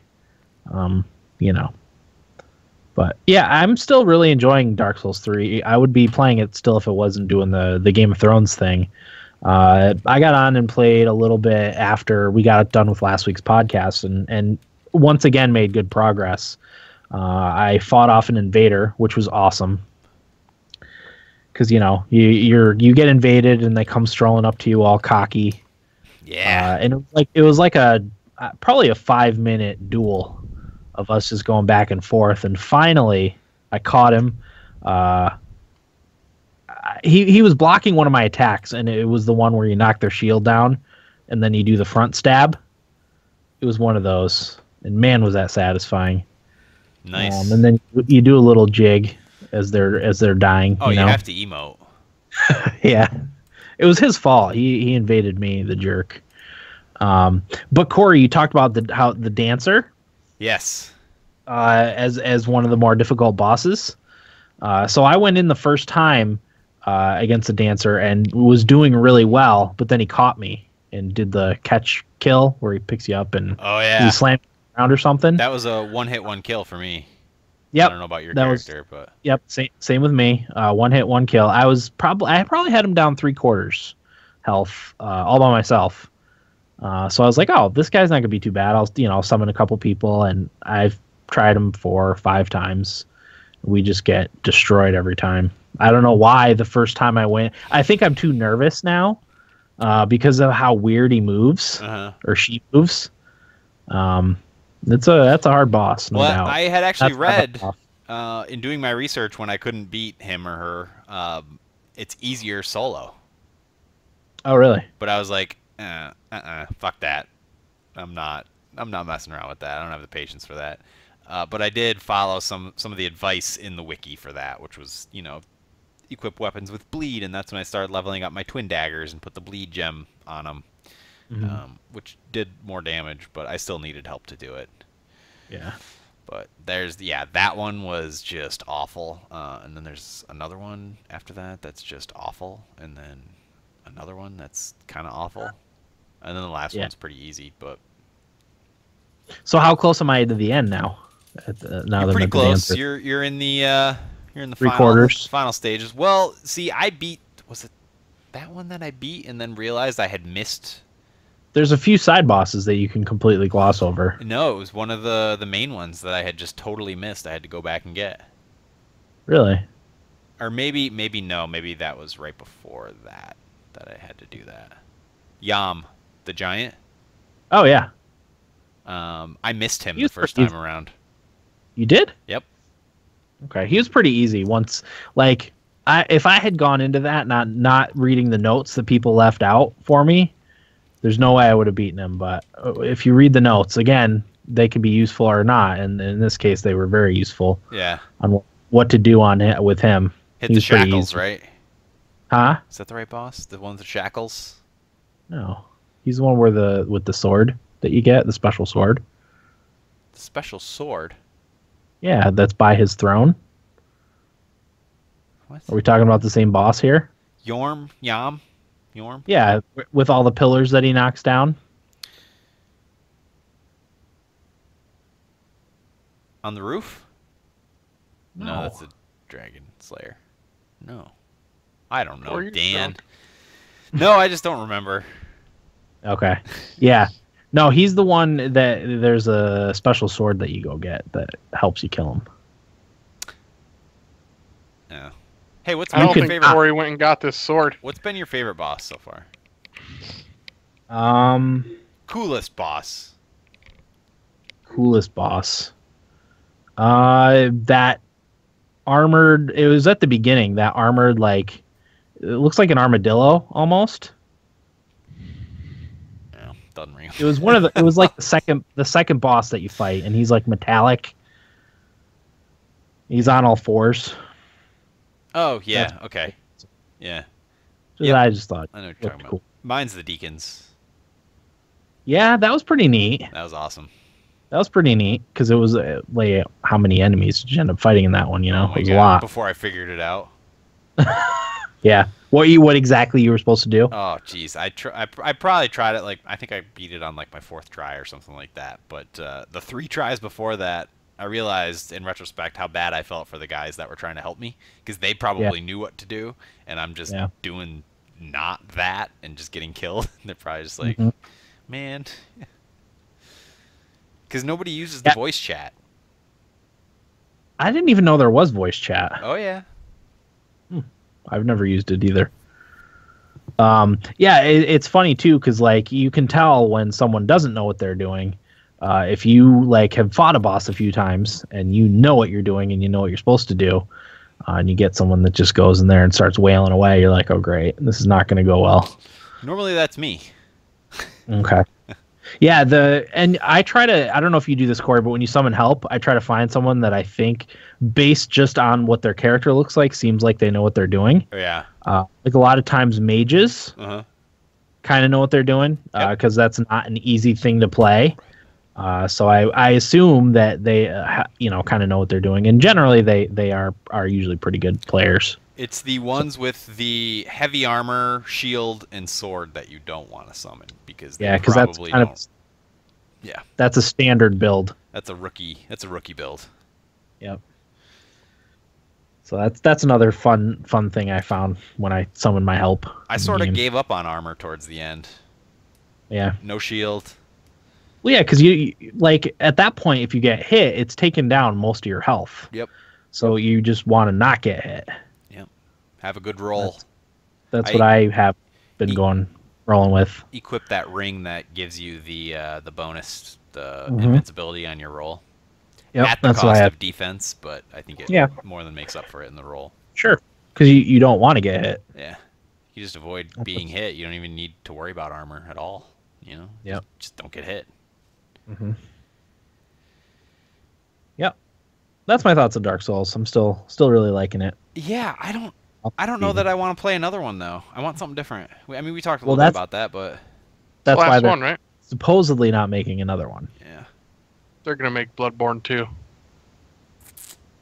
I would love to see Bloodborne 2. They did. I know I kind of knocked the Kotaku's split screen opinion on the Wii U, but they did bring up an interesting gameplay idea. A Zelda game that plays like Dark Souls. Yeah, we've talked about that before. That'd be awesome. I've said that on this very podcast. Really? Yes, I'm pretty sure they copied me. Let's get a timestamp. Then we'll post the comparison video. Thumbstick Athletes talked about this 2 years ago. I think it was Idaho Jake who said game matchups we'd like to see, and I talked about Legend of Zelda. That's right. Yep, Dan's absolutely right.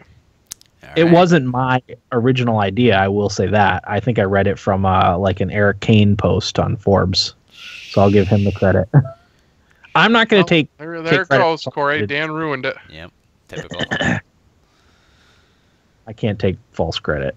Very Typical of you. I don't know. That's all I have to say about Dark Souls 3. Do you have anything else, Dan? No, let's get into Hearthstone. Let's get into Hearthstone. The Old Gods launched. I have the at least from what I can tell, the proud honor of being the very first to upload a card opening video to YouTube.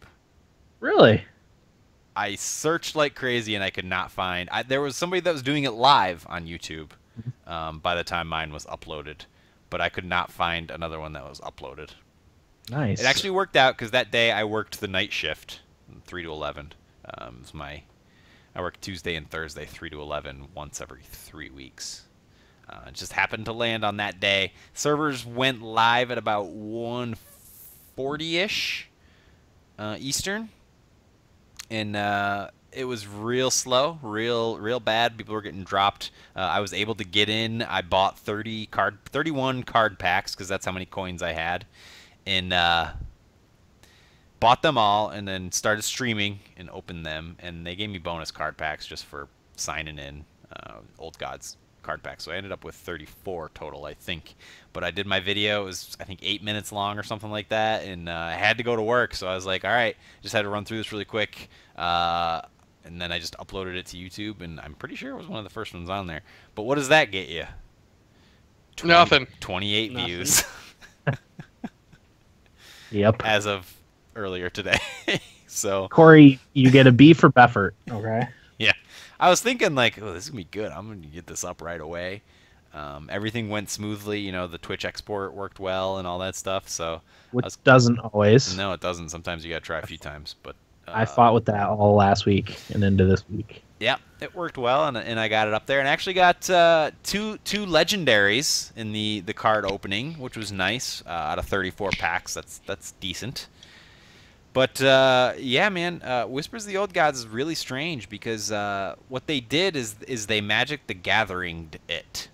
They took Hearthstone and limited the amount of card expansions and cards available in the standard format of play. So now it's limited to the basic and classic cards. Always will be up in standard, and the most recent 2 years of expansions. So that eliminated the Naxxramas. That eliminated Goblins vs. Gnomes. What was the one after that? I think those are the only two that were eliminated. But That they're probably also helps them control things a little bit, though, right? I mean, that's why they do it. I mean, the power creep, I guess, is the phrase for that. It's like, you know, each time they release an expansion, they want to put in a card or two or whatever that are a little bit better than all the other ones before it. And then you get to that point where, you know, cards just keep getting better and better and better. And that's what they were trying to avoid. So they definitely reined things in a little bit with this expansion.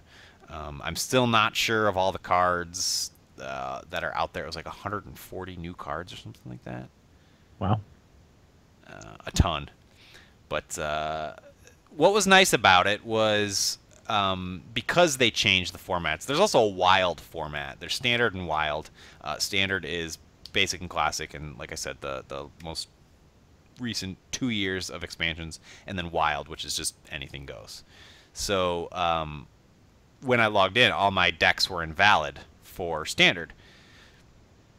So when I went to make a new deck, they actually gave me deck templates. And my favorite class to play is Warlock. And one of the templates they gave me was called Ancient Hordes.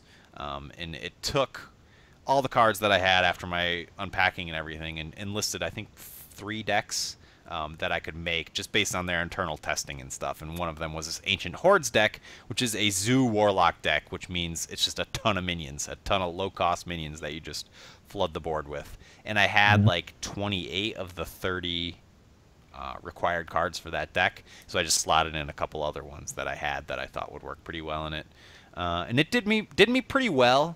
I got to like rank 16 with it pretty quickly, but people are playing the aggro shaman deck, which once everything went to standard didn't really lose any cards and is still really effective. So everybody was playing this older deck that was, you know, all the kinks had been worked out of it and everything.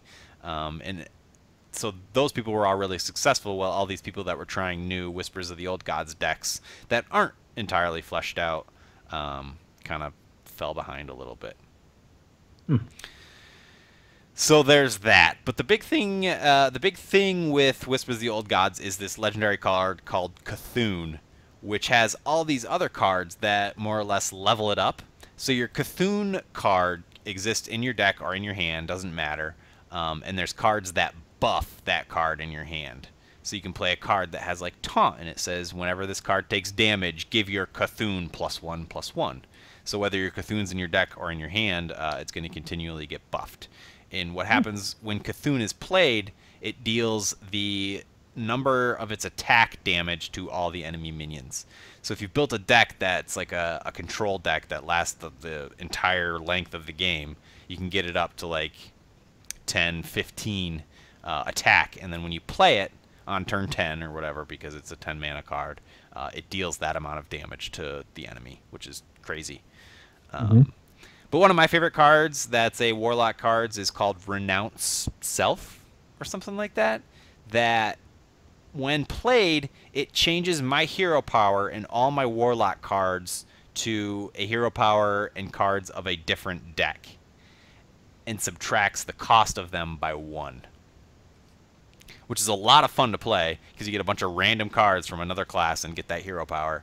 But in practice is not very effective. I haven't had much luck with that. I think there's a type of deck you can build around that, but I just kind of put that card into my Zoo deck, which didn't work out too well, my Ancient Horde Zoo deck.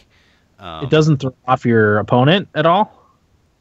It does, but like the way the meta works and the way decks are crafted is they're crafted to work in the greatest number of situations possible. So like, yeah, I can make a deck that's like a really good counter to like Secret Paladin, which was a big thing right before they switched to Standard and Wild formats. I can make a really good deck that counters that, but I mean, who knows who I'm going to play in the latter, so it's only effective against one kind of thing. So most decks are crafted to be very effective against a lot of different things. So that's where we're at with that. There's a really bitch of a card called Evolve for Shaman, and what that does is changes all your minions on the board to minions of, is it 1 cost higher? Or no, is it the same cost? But it's really effective because they get a bunch of minions on the board, and then they use those minions to attack the enemy minions on the board, but do like favorable trading so that they're low on health, and then they play this Evolve card. Yeah, it is 1 mana cost more. They play this Evolve card, and it levels up all their creatures to another creature of 1 higher mana cost. It's all random, so you don't know what you're going to get. But, you know, the damage is done at that point, and I've gotten slaughtered with that a few times. Sounds frustrating. It can be very frustrating, but it can also be very rewarding. I told you guys they changed the sorry emote to wow, so you can't say sorry anymore right before you take out somebody's last bit of health. You can say wow if you want, but thank God. Yeah. But I don't know, man. Hearthstone, it's a good time. It's a good time to get in and play when there's all this craziness going on and everybody hasn't figured everything out. And you get free card backs when you sign in, so I recommend it. But a lot of crazy stuff going on with the Old Gods. The Druid is giving me all sorts of fits. I think they made out the best in this expansion. I don't know. Their whole goal is to keep Hearthstone fun, and just they've said that on multiple occasions, and a lot of that comes down to RNG, you know, the random number generator. The randomness of the game is what makes it the most fun. So they're definitely committing to that more so than some of the frustrating decks that are no fun to play against and are really no fun to play but are super effective. So they're just trying to eliminate that. I think they're doing a pretty good job. Mana. Yeah. Mana. Anyway. Okay. Is that everything, Corey? I think you guys should play some Hearthstone, though. It's fun. I'm definitely play thinking tonight about it, if Corey. you would ever shut up, Corey. Hey, man. I only scratched the surface. I could talk for hours I know about you did. Hearthstone. I know. I could talk for hours. What do you got, Eric? Nothing really, Dan. The only thing I wanted to talk about was hoops mode in Rocket League, which I absolutely hate.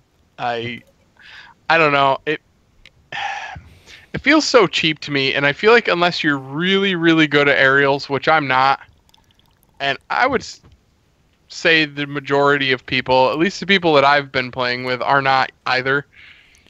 It's very hard to score goals. I feel like a lot of the times that people score, it's just like complete luck.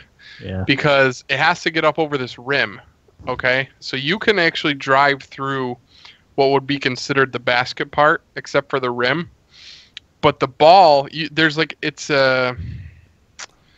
How do I want to word it? It's a wall you can see, but it's not solid. So you can go through it, but when the ball hits it, it goes up like almost like a ramp. And there's a rim around the top of it. Oh, yeah. And it makes saving very difficult, too. I don't know. When you do save one, it's really kind of like spectacular, but it's just so hard to do. And I feel like unless you're super good at the game, it's all about luck. And I don't like that. And I feel like the field is a lot smaller than the actual Rocket League fields, which is throwing me off. And the camera angle feels a little bit different to me. I don't know. It just doesn't do it for me. I've never been able to do an aerial, so I'd be. Yeah. You'd be a fish out of water, Dan. That's what that mode's all about. I see they got premium DLC. Yeah. NBA flags. The first piece of DLC I'm not going to buy. If you like your favorite NBA team flag on your car, now's the chance. What do they charge $2 for that? $2 per flag or for all of them? No, for all of them. Yeah, I don't know. I was pretty disappointed with hoops. I was pumped for it. It just it didn't materialize for me, but that's all right. I still play the regular game poorly. They should put the hoop on the ground, so it's just like a hole in the ground. I would like that. Rocket League golf. Like golf? Yeah. I like it. That's I like the next it. idea. Off. They should have done that with the Masters. I got one. How about Rocket League pig? That would take so long. Would it?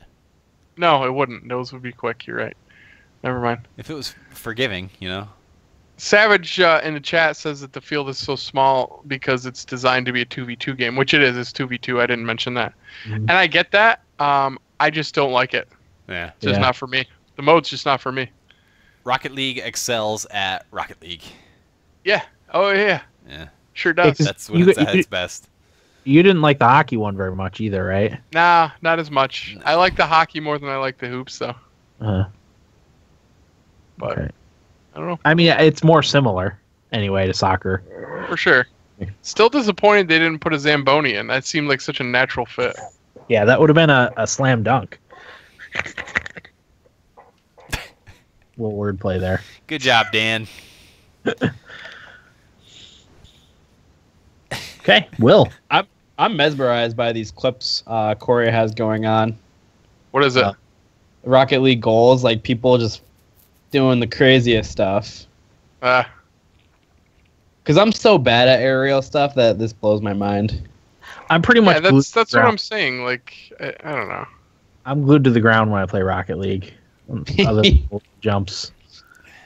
Dan, I'm trying to demolition people for the team. Yeah. That's what I've taken the new role as well. Yeah. So if the other team has a guy who's just sitting in the goal, I just go down and fuck with him. Yep. And I find that it works pretty well. Actually, we end up scoring because people have gotten so good at just blocking every shot now that I don't know. I'm not good enough to make up for it. So offensively. If you see somebody standing in the goal and you come from the side where they can't really see you and demolition them. You know what my favorite is to go head on because they'll see you and just stop right before you get there because they jump and then just slam the shit out of them. That's the best. I'm going to do that. Oh, yeah. But, I like that a lot. I don't know. That's about it. Okay. Jeff and I got relegated to Division 2 in FIFA, so our march towards the top is going terribly. And yeah, good. That's it. Okay. Will? So I beat Fire Emblem Conquest. Hey. Well Let me done. tell you, that game was hard. Really hard. Yep. I'm going to talk a little bit about the last battle, because Dan, you'll know what I'm talking about. The conversation will have like no meaning to Corey and Eric. But so Dan, Yeah. the last battle, I beat it on my first try, but I had a pretty rough start to it. So I lost my healers by the second round, which were Elise and Felicia. Okay. So right off the bat, I lost both of my healers. And Elise is one of my best units in the game Yeah. because I have her as a strategist, and she does magic damage and heals and stuff like that. And same with Felicia. So that was not good. And then shortly after, I lost my magic dealers, which were Nyx, Ophelia, and Leo. Uh-huh. Which the three of them can deal so much damage. Like, if they attack in tandem with somebody, they'll wipe out whoever it is. And then I lost my tanks, Laszlo and Keaton. So Keaton about was really halfway, good though, wasn't he? yeah, because he was all right, like for a lot of the game, and then towards the end, when you use the Master Seal on him, he Yeah. became unbelievable. And I really wish I had his daughter too. Yeah. His daughter ended up being better than him for me. Yeah, because she would have taken probably Laszlo's spot for me. Yeah. Because she'd be more just as tanky. So about halfway through, I was left with Baruka, Perry, Azura, Selena, Xander, Corrin, and Camila. Okay. That was all I had left. So I had to make do fighting against the final boss, who was just wailing on me with the arrows Yeah. that were going through the battlefield and doing damage to everyone and spawning new enemies. Yeah, that's the one where you have to get behind the rocks when Yep. you shoot, right? Yep, and if he can't do anything, he just brings out people that come from the sides. Yeah. And without a healer, like, it was rough.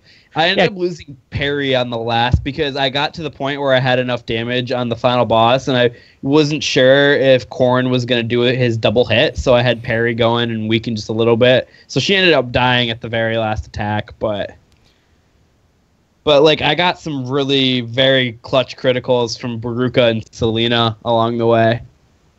Because Selena has the soul ability, because I had her as a bow knight to take out, because, towards you get in the end, you're fighting a lot of Pegasus knights. Yeah. And I didn't have an archer of any sort, so I had Selena, and she has the soul ability, which when she does damage, she recovers half the health that she does damage-wise. Oh, wow. So if she's doing 14 damage, she'll get 7%, like 7 hit points back. So, like, she kept on getting, like, that on top of, like, her just normal criticals. And I probably would have lost if the two of them didn't get the lucky criticals. Yeah. But boy, what a game. So good, right? Which do you like better?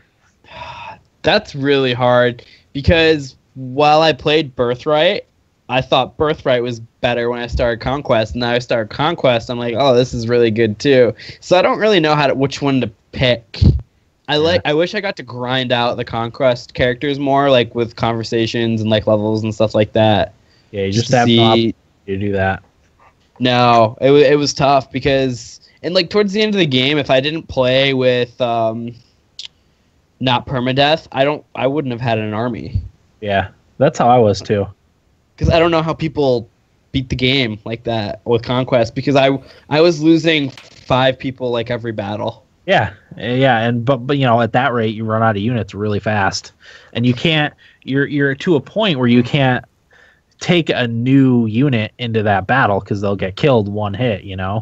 Exactly. So, yeah, that one you can definitely get to a spot where you're screwed and you have to start. Which I'm really glad I decided going in that I was gonna not have permadeath on that version, because, like I said, I pretty much I give the AI is a lot better than I kind of even gave it credit for, because right off the bat, I would always miss position. Yeah. For example, Nyx, who is a glass cannon, she does so much magic damage, but if I mispositioned her just a little bit, the AI just pounced right on her. And pretty much every battle, I lost her and Laszlo pretty early. Yeah. So that gave Ophelia a lot of time, which is Odin's daughter, to level up and catch up. But boy, I don't know. I love these games. I bought and started Revelations too. Nice. So I'm on chapter 7 with that. And from what I noticed, like with the games, there are some same like story bits in the games that are across like the two versions. I don't know about Revelations, but they all like they're very different story wise. Yeah. At the same time, which is nice. And even with Revelations, like the first chapter, when you break, when you make the decision and break off. Yeah. Like, and you do, you choose the not choosing side. Basically, like Azura tells you everything that you learn throughout the course of Birthright and Conquest that she tells you, because you know how she's kind of like secretive. She's a mystery character in both the versions. Yeah, you don't learn a ton about her, even though like you do end up learning a lot. But like in this one, she right off the bat tells you a lot of like stuff you didn't know even from playing the other games. Nice. So, and I know in Revelations that you get every character. Oh, too. Really? Yeah, you get all of the Conquest and Birthright characters. That's cool. And you can grind, so that there's a lot there. Oh wow. And like when you're doing the house stuff, like the base stuff, you get both the stuff from the Birthright and Conquest versions that you can build. So like you get the Dawn and Dusk armory and stuff like that. Nice. Yeah, it's pretty awesome. Fire Emblem's real good, man. Definitely one of my favorite series at this point. Yeah. Because I think with as good as Awakening was, I think Fate's just like got way better. It's way better. I don't know. I'm gonna actually go back and play Awakening at some point this year. Uh-huh. And I got Bravely second or whatever sitting here, and I haven't even thought about starting it. Yeah, I gotta get that also. But other than that, I've just been playing a ton of... I played some NHL, too. Uh-huh. Which is alright. It's fun to play my Be a Pro and try to get drafted into the NHL. It's the life. Yeah. But other than that, got nothing. Okay. I already talked about the one game I played other than Game of Thrones, so that's it. Did we get any feedback? No. No feedback. No feedback week. Unbelievable. Okay. Well, that's the end of our podcast forever. Thanks, everyone. You ruined it. Do we know what we want to do for next week? That's the conundrum. No. No, sir. Thursday next week, right, Corey? Yeah. Or do we want to do Overwatch beta? Wouldn't be a bad idea. When does that start? Tuesday, for people who pre-order.